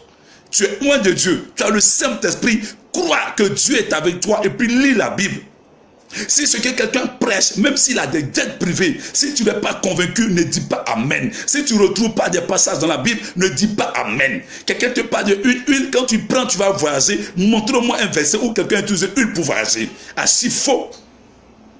Assis faux. Écoutez, est-ce que voyager, vous avez besoin d'onction? Ils vont vous parler, non, j'ai l'onction du voyage. C'est faux. L'onction est pour un but divin. C'est pour une œuvre divine. C'est pour accomplir quelque chose pour Dieu. Bon, quand tu voyages là, où est le but de Dieu? Non, l'onction du mariage est tombée. Mariez-vous et puis ça court. J'ai te fait une onction du mariage. Quand tu vas te marier, ta vie va changer. Écoutez, c'est faux. L'onction du mariage n'existe pas. Le païen qui se marie, est-ce qu'il a reçu l'onction? Les villageois qui sont au village se marient, est-ce qu'ils ont reçu l'onction? Ah, c'est faux. Parce que ils sont là, ils se vantant des sages, ils se sont égarés. Donc tellement ils veulent manipuler le peuple, eux-mêmes commencent à utiliser des mots qu'ils ne maîtrisent plus. Onction veut dire oindre quelqu'un en mettant l'huile. Et puis bon, tu vas te mettre oindre et puis tu vas te marier. Pourquoi? Oh, Dieu dit que celui qui a trouvé une femme a trouvé le bonheur. Que le mariage soit honoré de tous. Pour te marier, si tu aimes quelqu'un, une femme t'aime ou bien un homme t'aime, vous causez, vous êtes d'accord, allez-y. Est-ce que ça, il y a l'onction qui a besoin? Vous êtes marié là, Dieu gagne quoi dans votre mariage? Non. Donc dit que l'onction du mariage, c'est un mensonge grotesque. Cependant, quelqu'un peut appartenir à une famille, peut être issu d'une famille où vous avez du mal à vous marier. Ça, c'est un problème de lien ou de fondement maléfique ou bien de célibat. À partir de ce moment, Ésaïe, chapitre 10, verset 27 dit que l'onction brise le zoom. Donc dans la prière de délivrance, la puissance de Dieu vient briser la malédiction. Maintenant, tu peux te marier. Maintenant, c'est la grâce du mariage. On parle de grâce du mariage et non l'onction du mariage qui est tombée. Ou bien l'onction du mariage. Amen. Donc l'onction du mariage n'existe pas. Donc si l'homme de Dieu te dit, envoie-moi l'argent, j'ai prié pour toi et puis tu vas te marier, méfie-toi de lui. Où est son verset? Envoie l'argent, il a prié pour toi et puis tu vas te marier. On l'a dit, soutenez-vous les uns les autres. Au contraire, je dirais prier pour ma fille ou bien prier pour mon fils pour que Dieu lui donne le mariage. Et puis est-ce que Dieu a quoi? Dieu dit, tu as trouvé une femme. Le problème, c'est les femmes. Elles trient tôt. Elles trient. Je veux quelqu'un qui est comme ça. Je veux un bon cycle, bon sang. Quelqu'un qui est bien bâti. Il a une belle poitrine. Il fait au moins 2 mètres. Il a comme ça. Les garçons qui trient tôt. Moi, j'ai une femme qui est un postérieur comme ça. À force de trier là, vous êtes en train de vieillir. Et puis après, vous cherchez l'onction du mariage. Vous êtes trop compliqué. Par moments, ce n'est pas les sorciers. Vous-même revoyez votre caractère. Au point que vous permettez à n'importe qui de venir vous mentir avec des enseignements, des doctrines de démons. L'onction brise le joug, la malédiction. Et maintenant, la grâce du mariage vient se positionner sur ta vie. Tu peux te marier. Mais ce n'est pas l'onction du mariage qui est tombée sur ta vie. C'est assez faux. Il quitte onction de mariage, onction de voyage ou onction de finances. Cette huile-là, s'il était imposé les mains, l'onction de finances y était transférée. Montre-nous où quelque part où il y a onction de finances. Il a dit à Salomon, comme tu n'as même pas demandé la mort de tes ennemis, voici ce que je vais faire pour toi. Je vais te donner la richesse que tu n'as jamais eue, ni personne avant toi, ni après toi. On vous a dit que Dieu a fait tomber l'onction. C'est une promesse, c'est ce qu'il a dit à Salomon, qu'il allait faire sur Salomon. Ça s'arrête là. On vous a dit l'onction. Parce qu'en fait, ils ne savent pas ce que c'est que l'onction. C'est eux qui sont en train de parler de l'onction. Ils ne savent même pas. Ils n'ont aucune connaissance. La Bible dit, ils se vantant d'être sages. Ils se sont égarés dans leur folie. Se vantant d'être avoir la connaissance, ils se sont égarés. Jean dit, pour vous, vous n'avez pas besoin qu'on vous enseigne l'onction de Dieu, car l'onction de Dieu est en vous. Pierre dit, voici comment Dieu a oint d'esprit et de force Jésus-Christ. Donc, dans le Nouveau Testament, le Saint-Esprit est l'onction que Dieu vient donner. Maintenant, s'il t'a appelé à le servir comme prophète, pasteur, apôtre, il va te faire accompagner maintenant par le revêtement pour accomplir cette mission. C'est une matière qui te permet, qui te rend capable, une capacité d'accomplir quelque chose qui va marcher maintenant avec la grâce, la faveur et les dons. Il y a l'onction, il y a la grâce. Et puis il y a les dons. C'est différent. Évitez de faire l'amalgame entre l'onction et la grâce. Entre l'onction, la grâce et les dons. Donc, par moment, plusieurs manifestent les dons et on dit qu'il est moins Dieu là. Non, un don n'est pas l'onction. Tout enfant de Dieu qui a le Saint-Esprit doit pouvoir manifester au moins un don. Je ne dis même pas serviteur de Dieu, hein, mais tout enfant né de nouveau qui a le Saint-Esprit doit pouvoir avoir un don. On parle des dons de charisme. Ce n'est pas seulement pour les hommes de Dieu. Ce n'est pas seulement pour les hommes de Dieu. Tu peux être un frère dans l'église et puis avoir un don de guérison. Tu peux être une soeur de l'église et puis avoir le don de prophétie, le don de la parole de connaissance. Ce n'est pas seulement le propre du prophète, ce n'est pas seulement le propre de la prophétesse. Mais ce n'est pas ça l'onction. C'est des dons et non l'onction. Amen. Donc évitez que les gens viennent vous mentir. Sarah a utilisé cette huile, Esther a utilisé telle huile. Si tu avais cette huile là, tu vas voir, l'élévation va venir te trouver. Montre-nous ça à la lumière de tout ce que nous avons dit. Il y a une différence entre l'huile d'olive et puis l'huile d'onction sainte. Ils ne savent même pas la composition de l'onction d'huile sainte. Ils ne savent même pas. Mais ils vont vanter, faire la publicité, l'apologie. Vous voyez, vous rentrez chaque dimanche, on a installé, on a mis sur une table une bouteille d'huile d'olive comme ça. Un business, on vend tel montant, vous payez. Depuis que tu as payé là, en quoi est-ce que ta vie a changé? Pourquoi on payait? Je ne vois nulle part où leur vie est arrivée. Quel est le miracle? Et par moi, vous ne savez pas quelle huile ils ont mis dedans. Ils ont changé le contenu. Il y a des huiles ésotériques pour voir la voyance. Ils sont prêts à acheter, mettre dans les yeux pour voir. Ils utilisent des huiles du serpent python.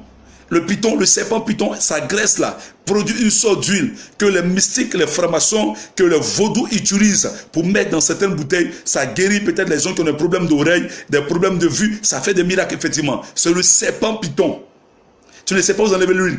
La Bible déclare que c'est la prière de la foi des anciens que Dieu va répondre à la foi de la prière et que le malade sera guéri. On n'a pas dit que cette huile, c'est une huile de guérison, une huile de déblocage, une huile pour le commerce. Quand tu as ça, ton commerce va prospérer. C'est faux et on vous vend 100 000, 200 000 pour vos commerces, pour ceux qui aiment facilement le commerce. Écoutez, c'est triste. Il faut qu'on vous ouvre les yeux sur ces réalités. C'est vrai que dans la vie, tout le temps on peut faire des erreurs. Même si c'est arrivé à un moment, Paul dit quand j'étais enfant, je parlais comme un enfant. Même si tu as eu à faire des erreurs dans ton ministère, mais arrivé à un moment, revient à la raison. C'est vrai qu'arrivé à un moment, on a fait ces choses. Mais quand l'heure de la vérité sonne, il faut que nous disions ce qu'est la vérité de la Bible. C'est pas parce que quelqu'un vient des États-Unis, qu'il est le fils de Rena Bonke, qu'il est le fils de Benny Hill, qu'il est de telles choses, que même de Bensoï Daoussa, dont tout ce qu'il va dire, c'est vrai. On doit vérifier. Donc, par moi, il veut utiliser le nom de cet homme, c'est le fils d'Étan. Lui, là, il a pris pour vous influencer. À partir de quel verset? Pour dire non, que on a dit Élisée. Voilà, c'est ici, c'est tout Élisée, le fils de Sapha. Lui qui versait les mains, qui versait l'eau sur les mains d'Élie. C'est-à-dire, ils utilisent ce verset-là pour tromper les gens. Alors, c'est le fils spirituel d'Étan. Par moment, quelqu'un vient, et puis tu vois le côté pour vous intimider. La Bible même dit, Élie était un homme de même nature comme nous. C'est la Bible même pas directement, la Bible pas d'Élie. La Bible dit, Élie est un homme de même nature que nous. C'est les hommes de même nature. Celui qui a fait de Paul, il a fait de moi aussi prophète. Celui qui a fait de Pierre, il a fait aussi de Paul. Paul a dit, celui qui a fait de Céphane, un apôtre, il a aussi fait de moi un apôtre. Mais cependant, c'est les plus considérés, mais je ne suis pas plus petit que eux. Donc que personne ne fasse croire, c'est pas orgueil. Dieu fait de ce qu'il veut avec chacun. Quel que soit le nombre de foules que quelqu'un peut drainer, mais on doit vérifier ce qu'il dit, parce que Satan aussi rassemble la foule. La Bible dit Simon le magicien avait la foule. La Bible dit la femme qui pratiquait la divination, elle avait la foule. Depuis des années, elle était dans la ville. La Bible dit Bar Jésus, Elimas avait la foule. Lisez votre Bible. Et Jésus même dit, ils vont traîner la foule derrière eux. Jésus n'a pas dit. Il dit, ils vont même influencer, ils vont séduire des élus. Alléluia. Nous ne sommes pas là pour adorer l'image d'un homme de Dieu. Nous sommes là pour voir la vérité qui sort de sa bouche. Alors nous pouvons croire en lui. Je vais vous donner un texte, vous allez comprendre. Prenez Jean chapitre 17. Regardez ce que le Seigneur Jésus dit ici. Jean chapitre 17. Regardez ce que Jésus dit.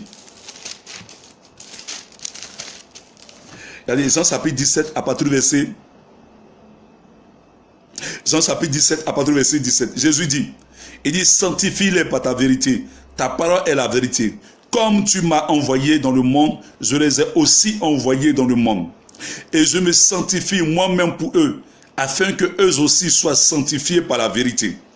Il dit, ce n'est pas pour eux seulement que je prie, mais encore pour ceux qui croiront en moi par leur parole. Et c'est ce que Jésus dit. Jésus dit, ce n'est pas pour seulement les apôtres, les disciples qui prient, mais il prie pour tous ceux qui croiront en lui, Jésus, mais par la parole de ses serviteurs. Donc ça veut dire quoi? Si Dieu, tu ne crois pas à un homme de Dieu, mais tu crois à la parole de vérité qui presse. Cette parole-là doit venir de la parole de Dieu. Cette parole-là doit provenir des saintes écritures. Sur ce qu'un homme de Dieu presse, mais ne découle pas de la parole de Jésus, tu es libre de ne pas dire Amen ou de dire Amen.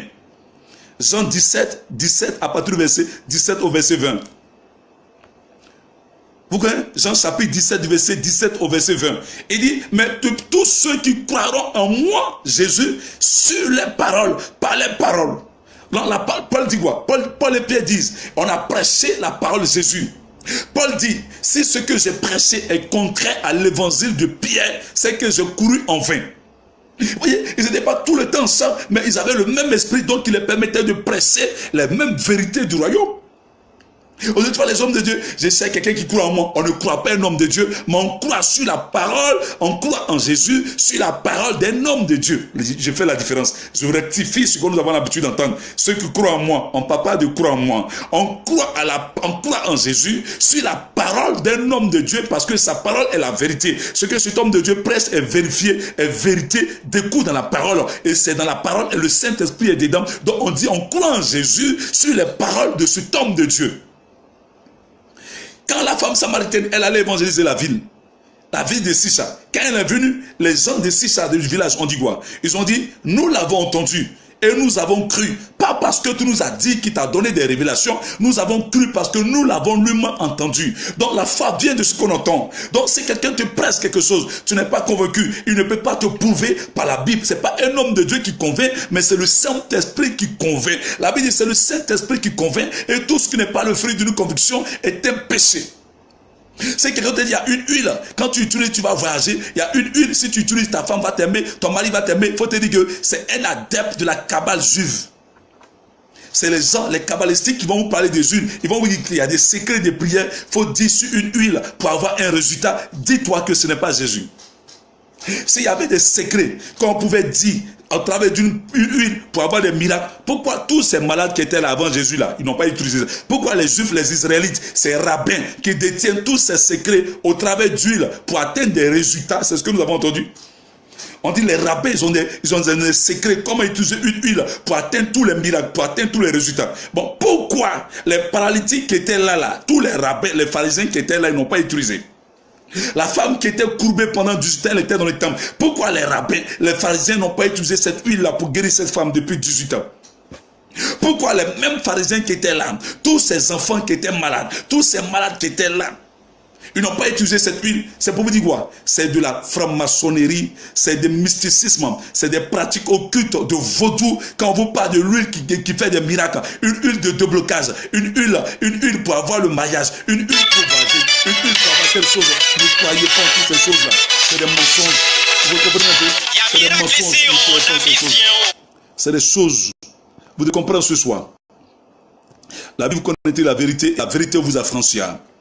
Donc, voyez ce soir, tous ceux qui vous viennent faire l'apologie d'une huile, pour vous présenter une huile matin, midi, soir.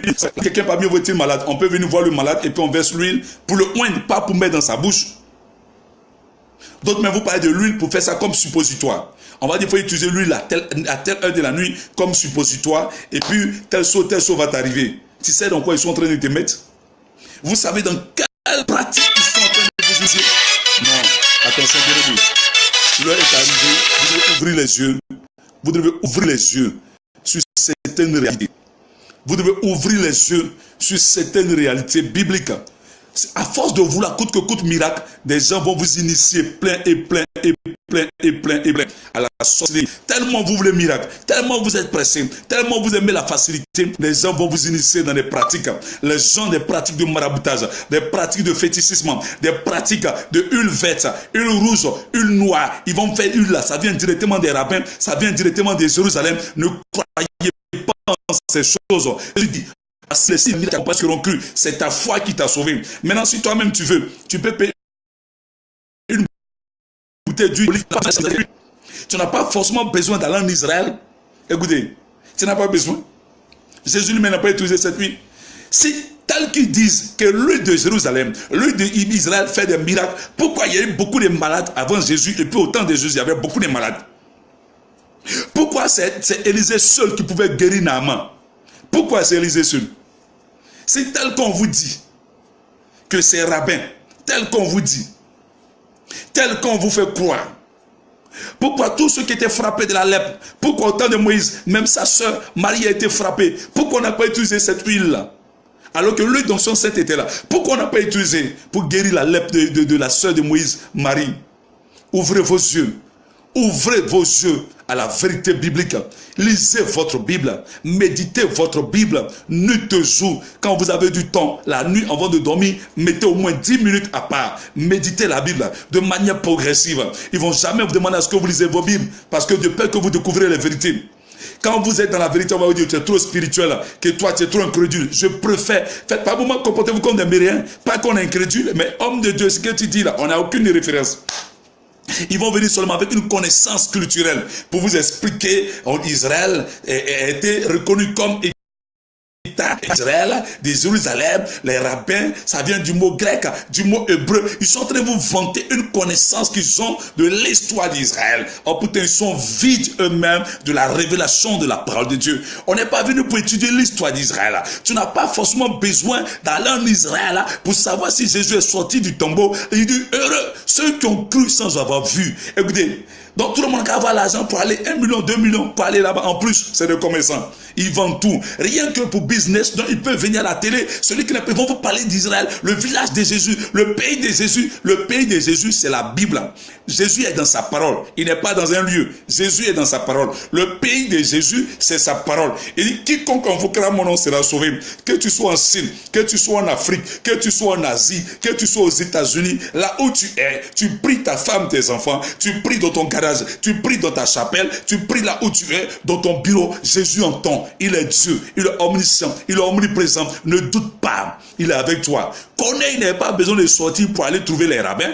Corneille était un païen romain, il était chez lui à la maison. Lui et sa femme, ses enfants, ils étaient en train de prier. La Bible déclare que l'ange est apparu à Corneille. Écoute-moi, pourquoi on te fait croire, faut aller au Nigeria, faut aller aux États-Unis, faut aller trouver quelqu'un? Je suis désolé, Dieu va toujours trouver un moyen. Au point que ça, c'est le business. Et quand tu payes le transport pour arriver au Nigeria, on va te dire pour rencontrer l'homme de Dieu, tu dois payer 500 000. Il va créer une stratégie. Lui-même, il a dit à son hôtel, il va te dire, tu vas rester 3 jours. Donc 3 jours, ça fait un jour, 200 000, 200 000, 200 000. Et puis il va te mettre dans l'audience. Dans l'audience encore, il faut payer 100 000, 200 000. Regardez, toutes ces complications-là. Jésus même se promène la vie, Zaché dit, mais chez toi. On dit, Lazare, ton ami qui t'aime les malades. Jésus est revenu. Ça, le monsieur était tellement simple. Là. Et puis on va justifier. Non, il a tellement la foule. Est-ce que c'est moi qui as cherché la foule là? C'est moi qui t'a dit. C'est toi qui voulais la foule. Maintenant, tu ne peux pas recevoir tout le monde. Tu tries. Quand il regarde selon l'habillement des gens. Et puis c'est pour frustrer ton apparence. Si c'est que tu es un cadre, tu es un diplomate, ou bien tu es quoi, il va te recevoir. Par moment, ils se renseignent, tu fais quoi? Vous allez voir, par moment, quand ils font les choses sur les réseaux sociaux, ils insistent que tous ceux qui commentent là précisent leur pays. Donc tu dois préciser Awa de Beng, hein, Chantal de Londres. Tu dois préciser Kofi de France. Tu dois préciser Jean-Paul des États-Unis. Parce qu'ils veulent voir là où vous êtes. Quand ils savent que vous êtes aux États-Unis, mais en France, et puis après ils vont revenir une bourse, ils vont essayer de faire des incantations sur vos numéros. Ils rentrent dans vos cercles d'amitié sur Facebook, ils prennent les informations et puis ils te disent maintenant, il faut qu'il arrive pour aller consacrer ta maison. Parce que ta maman a quitté ton esprit, elle est venue te trouver là-bas. Non, parce qu'il veut tout faire pour arriver là où tu es aux États-Unis. Parce que si on multiplie dollars, 100 dollars en CFA, ça fait combien? Voilà comme ils font des calculs. Ils servent Dieu sur la base d'un calcul. Parce qu'ils ne servent pas Christ, ils servent leur ventre. Les dieux, c'est l'argent qu'ils servent. Ils vous vendent des bracelets, tel bracelet. On vous vend quoi? Photo de l'homme de Dieu. On vous vend des bracelets. On vous vend eau bénite. Je crois que de manière momentanée, on appelle ça acte de foi. Qu'un homme de Dieu peut prier sur une eau, de l'eau, et puis prie, et puis te donne. Ça peut être possible. Mais tant qu'il vous vend cette eau-là, j'ai prié, il va vous mystifier. Voilà, il faut payer ça 100 000, 200 000. Frère, aujourd'hui, en ma qualité de prophète de Dieu, qui poussé par le Saint-Esprit, ne paye pas. Alléluia. Alléluia. Pourquoi on devait payer? Si tu dois même pas les payer, ton époux va prier. Maintenant, si tu fais une offrande, mais quand tu es fisté un montant, parce pourquoi? Il va te fixer un montant pour payer l'eau là. Pourquoi? C'est toi de la foi même, c'est ta foi que Dieu va répondre. La preuve, on n'a jamais vendu. L'homme de Dieu peut avoir une bouteille. Et puis il fait prier pour ces gens. Eh bien, il peut demander aux fidèles de payer une bouteille. Bon, chacun paye une bouteille, je vais consacrer pour vous. Et puis je vous donne. Peut-être que si ton enfant est malade, toi, mais tu as cette bouteille là. Tu peux appliquer pour ton enfant. Et puis tu pries pour ton enfant, ta foi. Si Dieu me fait la grâce demain, et que vraiment je ne suis pas fatigué, je vais vous montrer une prière, comme on consacre la bouteille d'huile d'olive. C'est tout. Comme on prie là-dessus, c'est tout. Il n'y a rien de sorcier. Tout est biblique. Tout est biblique. Et puis toi, tu peux l'utiliser. C'est ta foi. C'est même pas la prière qu'on va déclarer là-dessus. C'est ta foi. Au travers de lui. Écoutez, on vous vend des bougies, on vous vend sable d'Israël, on vous vend sel d'Israël, on vous vend dans des choses culturelles. On vous vend quoi? Les cailloux du mur qui sont tombés du mur de Jérusalem, de Lamentation. Écoutez, même Salomon même qui a construit le temple là, Salomon n'est pas allé se prosterner devant. Et les gens courent comme ça, voyagent pour aller se mettre devant. Que tel président est parti, on s'en fout. Même si Donald Trump est parti se mettre devant le mur, Donald Trump n'est pas le Saint-Esprit. Nous marchons selon qu'il est décrit.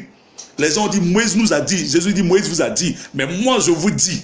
C'est ce que nous faisons. Paul dit, même si un ange descendait du ciel pour venir même vous dire un évangile qui est contraire, il soit maudit. Montrez-nous dans la Bible où quelqu'un, même dans le temple de Jérusalem de Salomon, quelqu'un se prosternait devant le mur de Lamentation. Et puis c'est une invention, c'est même pas le vrai mur qui est là, c'est pas le vrai mur. Ce mur-là avait été détruit 2 fois. C'est les Romains qui ont reconstruit ce mur-là. Et puis on fait croire que c'est un mur consacré. Même quand tu es au village, tu te prosternes devant un caillou, un démon va venir se mettre derrière le caillou. Par moment même, le démon là va t'exaucer pour que tu crois qu'il y a une puissance dans ce mur. Alors ne croyez pas que c'est ce mur-là qui fait des miracles. C'est des démons qui sont mis derrière le mur. C'est de l'idolâtrie. Vous partez vous prosterner devant les cailloux. Et puis vous vous plaignez, vous moquez les catholiques. Ne vous moquez pas les catholiques. Ils ont raison aussi de se prosterner devant la statue Maman Marie. Parce que vous dites vous êtes évangile, vous êtes dans la vérité. C'est vous payez billet d'avion pour aller vous mettre devant caillou. Et puis tu fuis tes parents sorciers. Où est la différence? Sorcier se met devant caillou au village. Toi tu quittes ici pour aller en Israël pour te mettre devant caillou. Où est la différence? C'est le même groupe de sorcellerie. Ce sont tes camarades féticheurs, charlatans. Vous faites même chose là. N'importe quoi. Et en son nom, tous nous fléchira, toute langue confessera que Christ est Seigneur. Là où tu es, Dieu est avec toi. Crois en Seigneur, crois en sa parole, Prie-le, invoque-le d'un cœur pur. Détourne-toi de tes péchés. Si tu es tombé, relève-toi. Mets ta confiance au Seigneur. Pas ta confiance dans les objets, des accessoires, huile, chapelet et sel. C'est vrai que c'est des supports par moment que dans le prophétique, des prophètes peuvent utiliser par moment. Mais quand on commence à utiliser l'huile, matin, mi soir, huile, matin, mi soir, ça devient de l'idolâtrie. Dieu ne peut pas comme ça. On commence à utiliser matin, mi soir, sel, ça devient de l'idolâtrie. L'utilisation abusive et exagérée. Et on va mettre tout un mystère derrière pour influencer le peuple, pour mentir au peuple, pour distraire le peuple. Alléluia.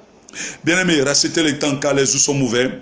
Ce soir, j'ose croire que vous avez retenu au moins quelque chose ce soir, à la lumière des Écritures, parlant de l'huile d'onction sainte qui est différente de l'huile d'olive. Par moment, quand vous prenez votre bouteille d'huile d'olive, vous achetez une bouteille d'huile d'olive, regardez en bas. C'est écrit en bas, sur l'étiquette, vous allez voir, il est écrit huile de consommation. C'est-à-dire, c'est pour manger. C'est pour manger, c'est pour manger. Et on va te vendre ça pour te dire, c'est huile de déblocage. Et puis vous croyez en ça. Vous croyez.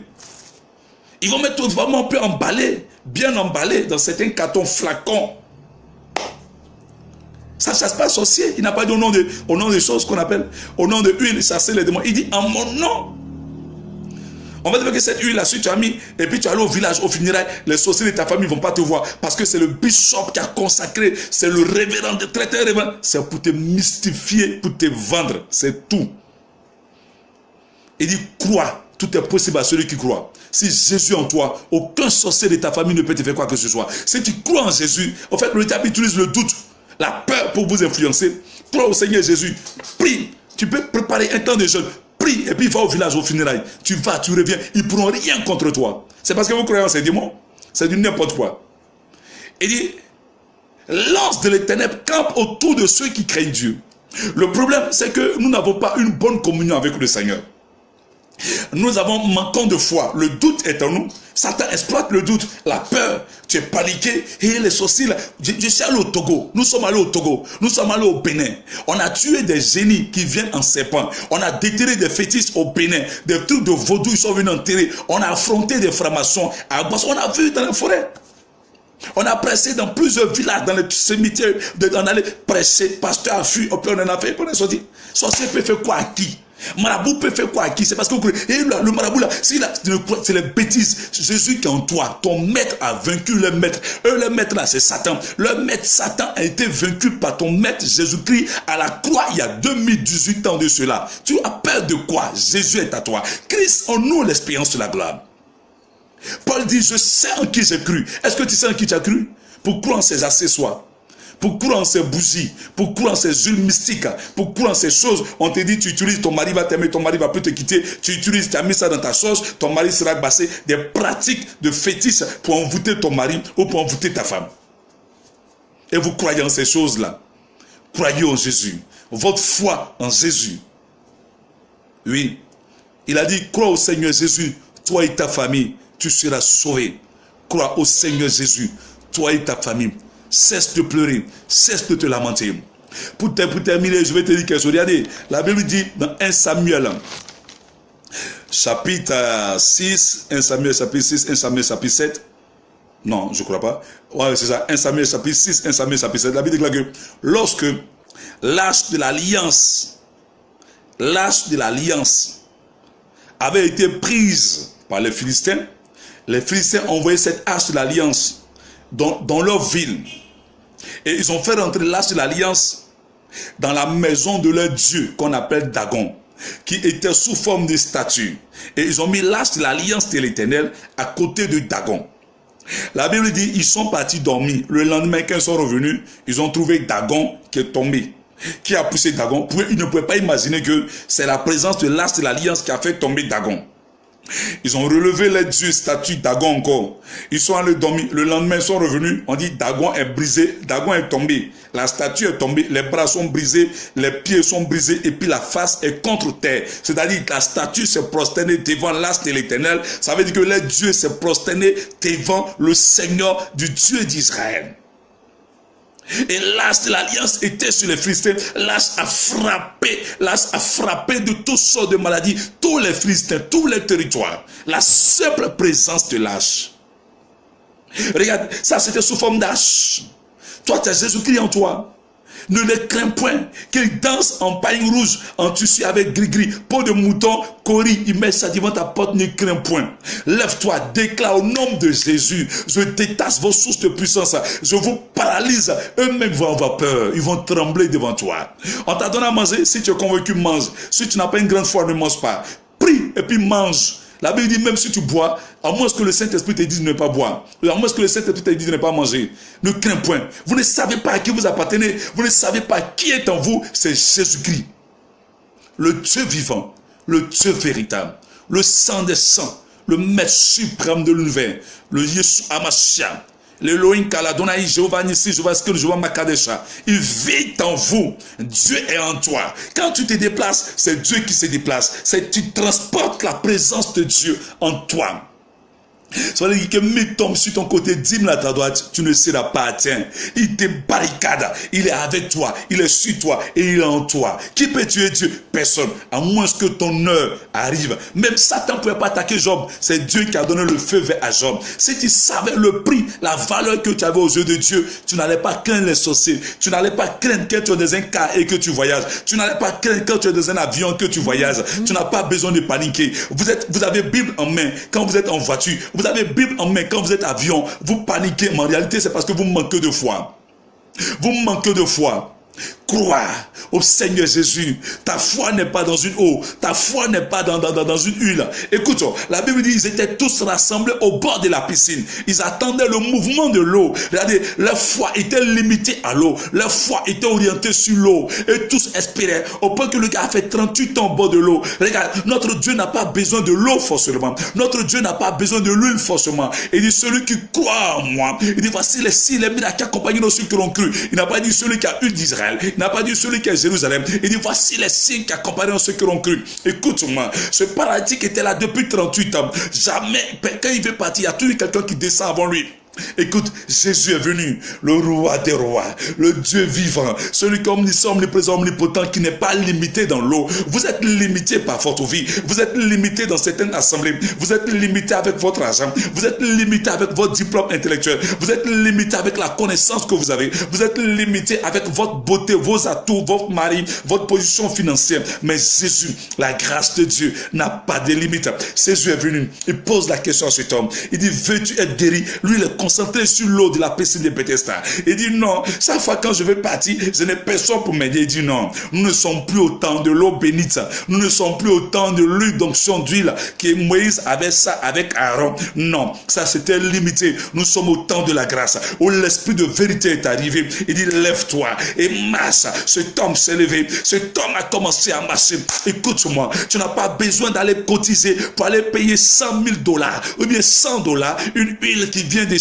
qui vient de l'Inde. Non, si tu as ça, tant mieux, mais tu n'as pas besoin. Ne pense pas que tu as payé l'huile qui vient du Nigeria, ou du Ghana, ou bien du Gabon, ou bien du Centrafrique, qui vient d'un homme de Dieu parce qu'il a 10 millions de fidèles, parce qu'il a des dettes privées. Ce n'est pas lui, ce n'est pas un homme, c'est Dieu qui fait. Un homme de Dieu n'est qu'un canal. Et évitez de diviniser l'homme, évitez de défier l'homme, et de mettre l'homme de Dieu sur le même pied de qualité que Jésus-Christ. Il n'est qu'un simple serviteur, il n'est qu'un mortel.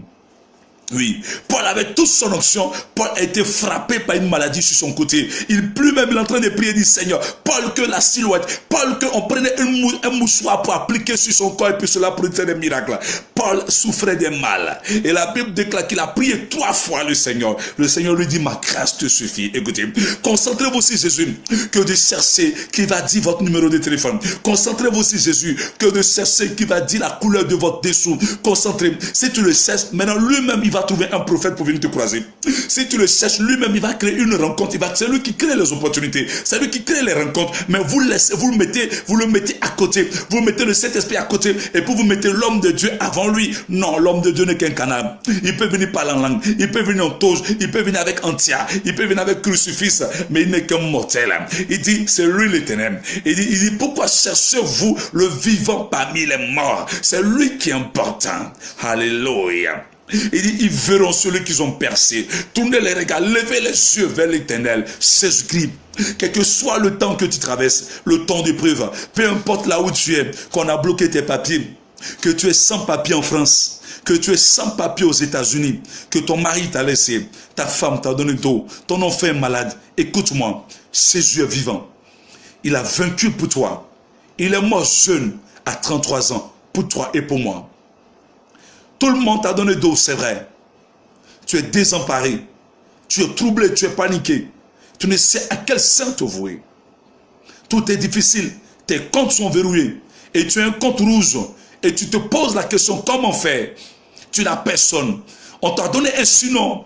Tout est bloqué autour de toi. Oui, parce que tu étais auprès d'un homme et que tu bénéficiais du titre de séjour. Mais cet homme s'est séparé de toi. Tu ne peux plus sortir en France. Tu ne peux plus sortir à Londres. Tu ne peux plus sortir en Suisse. Tu ne peux plus sortir aux États-Unis. De peur d'être arrêté par les forces de l'ordre. Parce que ton titre de séjour est périmé. Oui, laisse-moi un portail qui va s'ouvrir. C'est un portail qui va s'ouvrir. C'est un portail qui va s'ouvrir. Ce n'est pas une porte. Ils ont fermé des portes, mais Dieu va ouvrir un portail pour toi. Cette année, ce qui était bloqué sera débloqué. Ce qui était lié dans ta vie sera délié. Ce qui était tombé dans ta vie va se relever. Tout ce que les sorciers avaient tué en France, aux États-Unis, depuis l'Afrique, l'onction de résurrection tombe sur toi. Pour ressusciter tout ce qui était mort dans ta vie. Pour ressusciter dans ton corps. Ressusciter dans ton foyer. Ressusciter. On avait envoyé la sorcellerie pour te séparer avec ton mari. Ton mari qui t'aimait. Mais aujourd'hui, un bon matin, on a trouvé une maîtresse parce que tes soeurs sont jalouses, parce que tes frères sont jaloux, parce que tu t'es marié un blanc ou un américain sont jaloux, parce que ton mari est quelqu'un qui est assis, qui l'a fait naître, ils sont jaloux. Nous pas la sorcellerie. On a envoyé la sorcellerie pour te séparer d'avec ton mari. Je déclare, la Bible déclare que la gloire de la seconde maison sera plus grande que la première. Je prie que l'onction de la restauration tombe sur toi, là où tu es, pendant que tu es en train de m'écouter, que cette nuit, une chose nouvelle commence à t'arriver, que quelque chose de nouveau commence à t'arriver, que la puissance du Saint-Esprit se manifeste dans ton corps, que toute maladie qu'on a mis dans ton corps par la sorcellerie, insuffisance rénale, problème de cœur, insuffisance rénale, on a mis typhoïde, fièvre typhoïde, on a mis quoi, je ne sais quoi dans ton corps, je ne sais pas, le problème de cœur, de quoi on a mis dans ton corps, l'envoûtement qu'on a mis dans ton corps, au point que tu travailles, mais on ne te paye pas, tu travailles, mais ils ont du mal à te payer, parce que la sorcellerie spirituellement t'a bloqué, au point que ton patron même ne te paye pas. Ça fait 2 mois, 4 mois, 5 mois. Tu travailles comme un esclave. Mais je vais prier pour que les choses commencent à changer. Ce soir, ton amant doit tomber. Amant tombera. Et on verra la capacité que Dieu a mis en toi. On verra. Ils vont te restituer le salaire de 2 mois, 3 mois, 4 mois qu'on te doit. Si depuis longtemps tu avais été licencié, si tu avais perdu ton emploi, je déclare, cette semaine qui va commencer, lève-toi, prends ton diplôme, commence à aller frapper à la porte des sociétés. Je déclare ma qualité de prophète de Dieu. Si je suis de Dieu, effectivement je suis de Dieu, et que le Saint-Esprit parle par moi, que les portes du travail s'ouvrent à toi, que les portes du travail s'ouvrent à toi. Si tu avais déposé tes dossiers pour solliciter du travail, que depuis longtemps on ne t'appelle pas, je déclare que tu reçois un coup de fil là où tu es pour t'appeler, pour venir prendre le travail que tu as perdu. Tu reprends ton travail au nom de Jésus-Christ. Tu n'as pas besoin qu'on vienne te vendre une huile, tu n'as pas besoin qu'on te vende une eau bénite, tu n'en as pas besoin. Ces choses sont limitées, ces choses sont limitées, mais la grâce de Dieu n'est pas limitée, la puissance de Yahweh n'est pas limitée, la puissance de Yeshua HaMashiach n'est pas limitée. Reçois la puissance, le sang de Jésus-Christ sur ta vie, le sang couvre sur ta vie. Je déclare ce soir que le sang de Jésus te rend invincible et invisible aux yeux des sorciers, aux yeux des francs-maçons, aux yeux des féticheurs, aux yeux des marabouts. Que tout sorcier dans ton village, dans la maison paternelle, dans la maison maternelle, dans le quartier là où tu vis, dans la maison là où tu vis, qui influence ta vie en faisant des incantations sur ta photo. Ils font des incantations avec les traces de tes pieds. Ils utilisent des vêtements comme point de contact pour te manipuler ton foyer. J'envoie le feu, le tonnerre de Dieu pour briser tout ce qui les lie à toi et ta maison. Au nom de Jésus-Christ de Nazareth, je prononce la division, je prononce la séparation en toi et tout esprit qui ne glorifie pas le nom de Jésus, qui vient depuis ton père, qui vient depuis ta mère, les esprits de célibat, les liens de famille, les esprits de réclamation qui te poursuivent partout là où tu vas. Je libère le feu, le tonnerre de Dieu pour prononcer le divorce, la délivrance dans ta vie. Ce qui n'avait jamais marché commence à marcher. La puissance de Dieu te saisit. Tu joues au football, mais depuis tu arrives en France, depuis tu es arrivé à Londres, depuis tu arrives en Europe, personne ne te voit, personne ne te voit, personne ne te voit. Je déclare une onction de repositionnement sur toi et que Dieu, dans ce mois, jusqu'avant la fin du mois d'avril, avril ne va pas passer, quelqu'un vient voir le talent qui est en toi, quelqu'un te recrute dans un club où tu seras le mieux payé parce que tu as le talent. Il dit que celui qui ne travaille pas ne mange pas. Tu dois travailler parce que tu es un homme, tu dois te marier, tu dois fonder aussi un foyer, tu as des enfants. Donc je déclare, ce qui n'avait jamais marché commence à marcher. Père, que ta main se tend sur tes enfants qui me suivent, que ta main se tend sur tes servantes qui me suivent, ceux qui traversent des problèmes de foyer. Je prie la paix conjugale pour le foyer. Je prie maintenant que toute l'harmonie conjugale, la paix conjugale, la joie du mariage descend dans leur vie, dans les maisons, qu'il y ait l'entente, la complicité dans le foyer, que les esprits de discorde, les esprits de division, les esprits de querelle, les esprits d'incompréhension par la sorcellerie quittent les maisons, quittent les foyers au nom puissant de Jésus, que les envoûtements soient brisés au nom puissant de Jésus, que tous ceux qui étaient malades, pendant qu'ils me suivent, je déclare, je pose ma main sur l'écran, qui reçoivent l'onction de guérison. Maintenant, dans la guérison des yeux, la guérison de la bouche, la guérison des oreilles, la guérison dans le corps, et que le mal cesse. Je pose un garrot dans le sang de Jésus. Celui qui avait un problème de tension, celui qui avait un problème de tension, celle qui avait un problème de ne sais pas, qui avait un problème de ses menstrues. Ça fait 4 mois, 6 mois, 8 mois qu'elle ne voit pas ses menstrues par une main noire qui s'est posée dans son ventre. Père, je déclare maintenant la délivrance de son côté au nom puissant de Jésus. Que toutes les femmes qui attendent des enfants, cette femme qui est stérile, cette femme qui a un enfant, qui veut encore un deuxième enfant, qui veut encore un troisième enfant, par la puissance du Saint-Esprit, je positionne des enfants dans son ventre, dans ses trompes, dans l'utérus. Elle conçoit par la puissance du Saint-Esprit, au nom puissant de Jésus. Père, maintenant les portes qui étaient fermées s'ouvrent dans leur vie. Je prie, celui qui avait des problèmes financiers et que maintenant reçoive la solution divine. Celui qui attendait de l'argent pour commencer une œuvre, pour commencer une activité, pour commencer un commerce.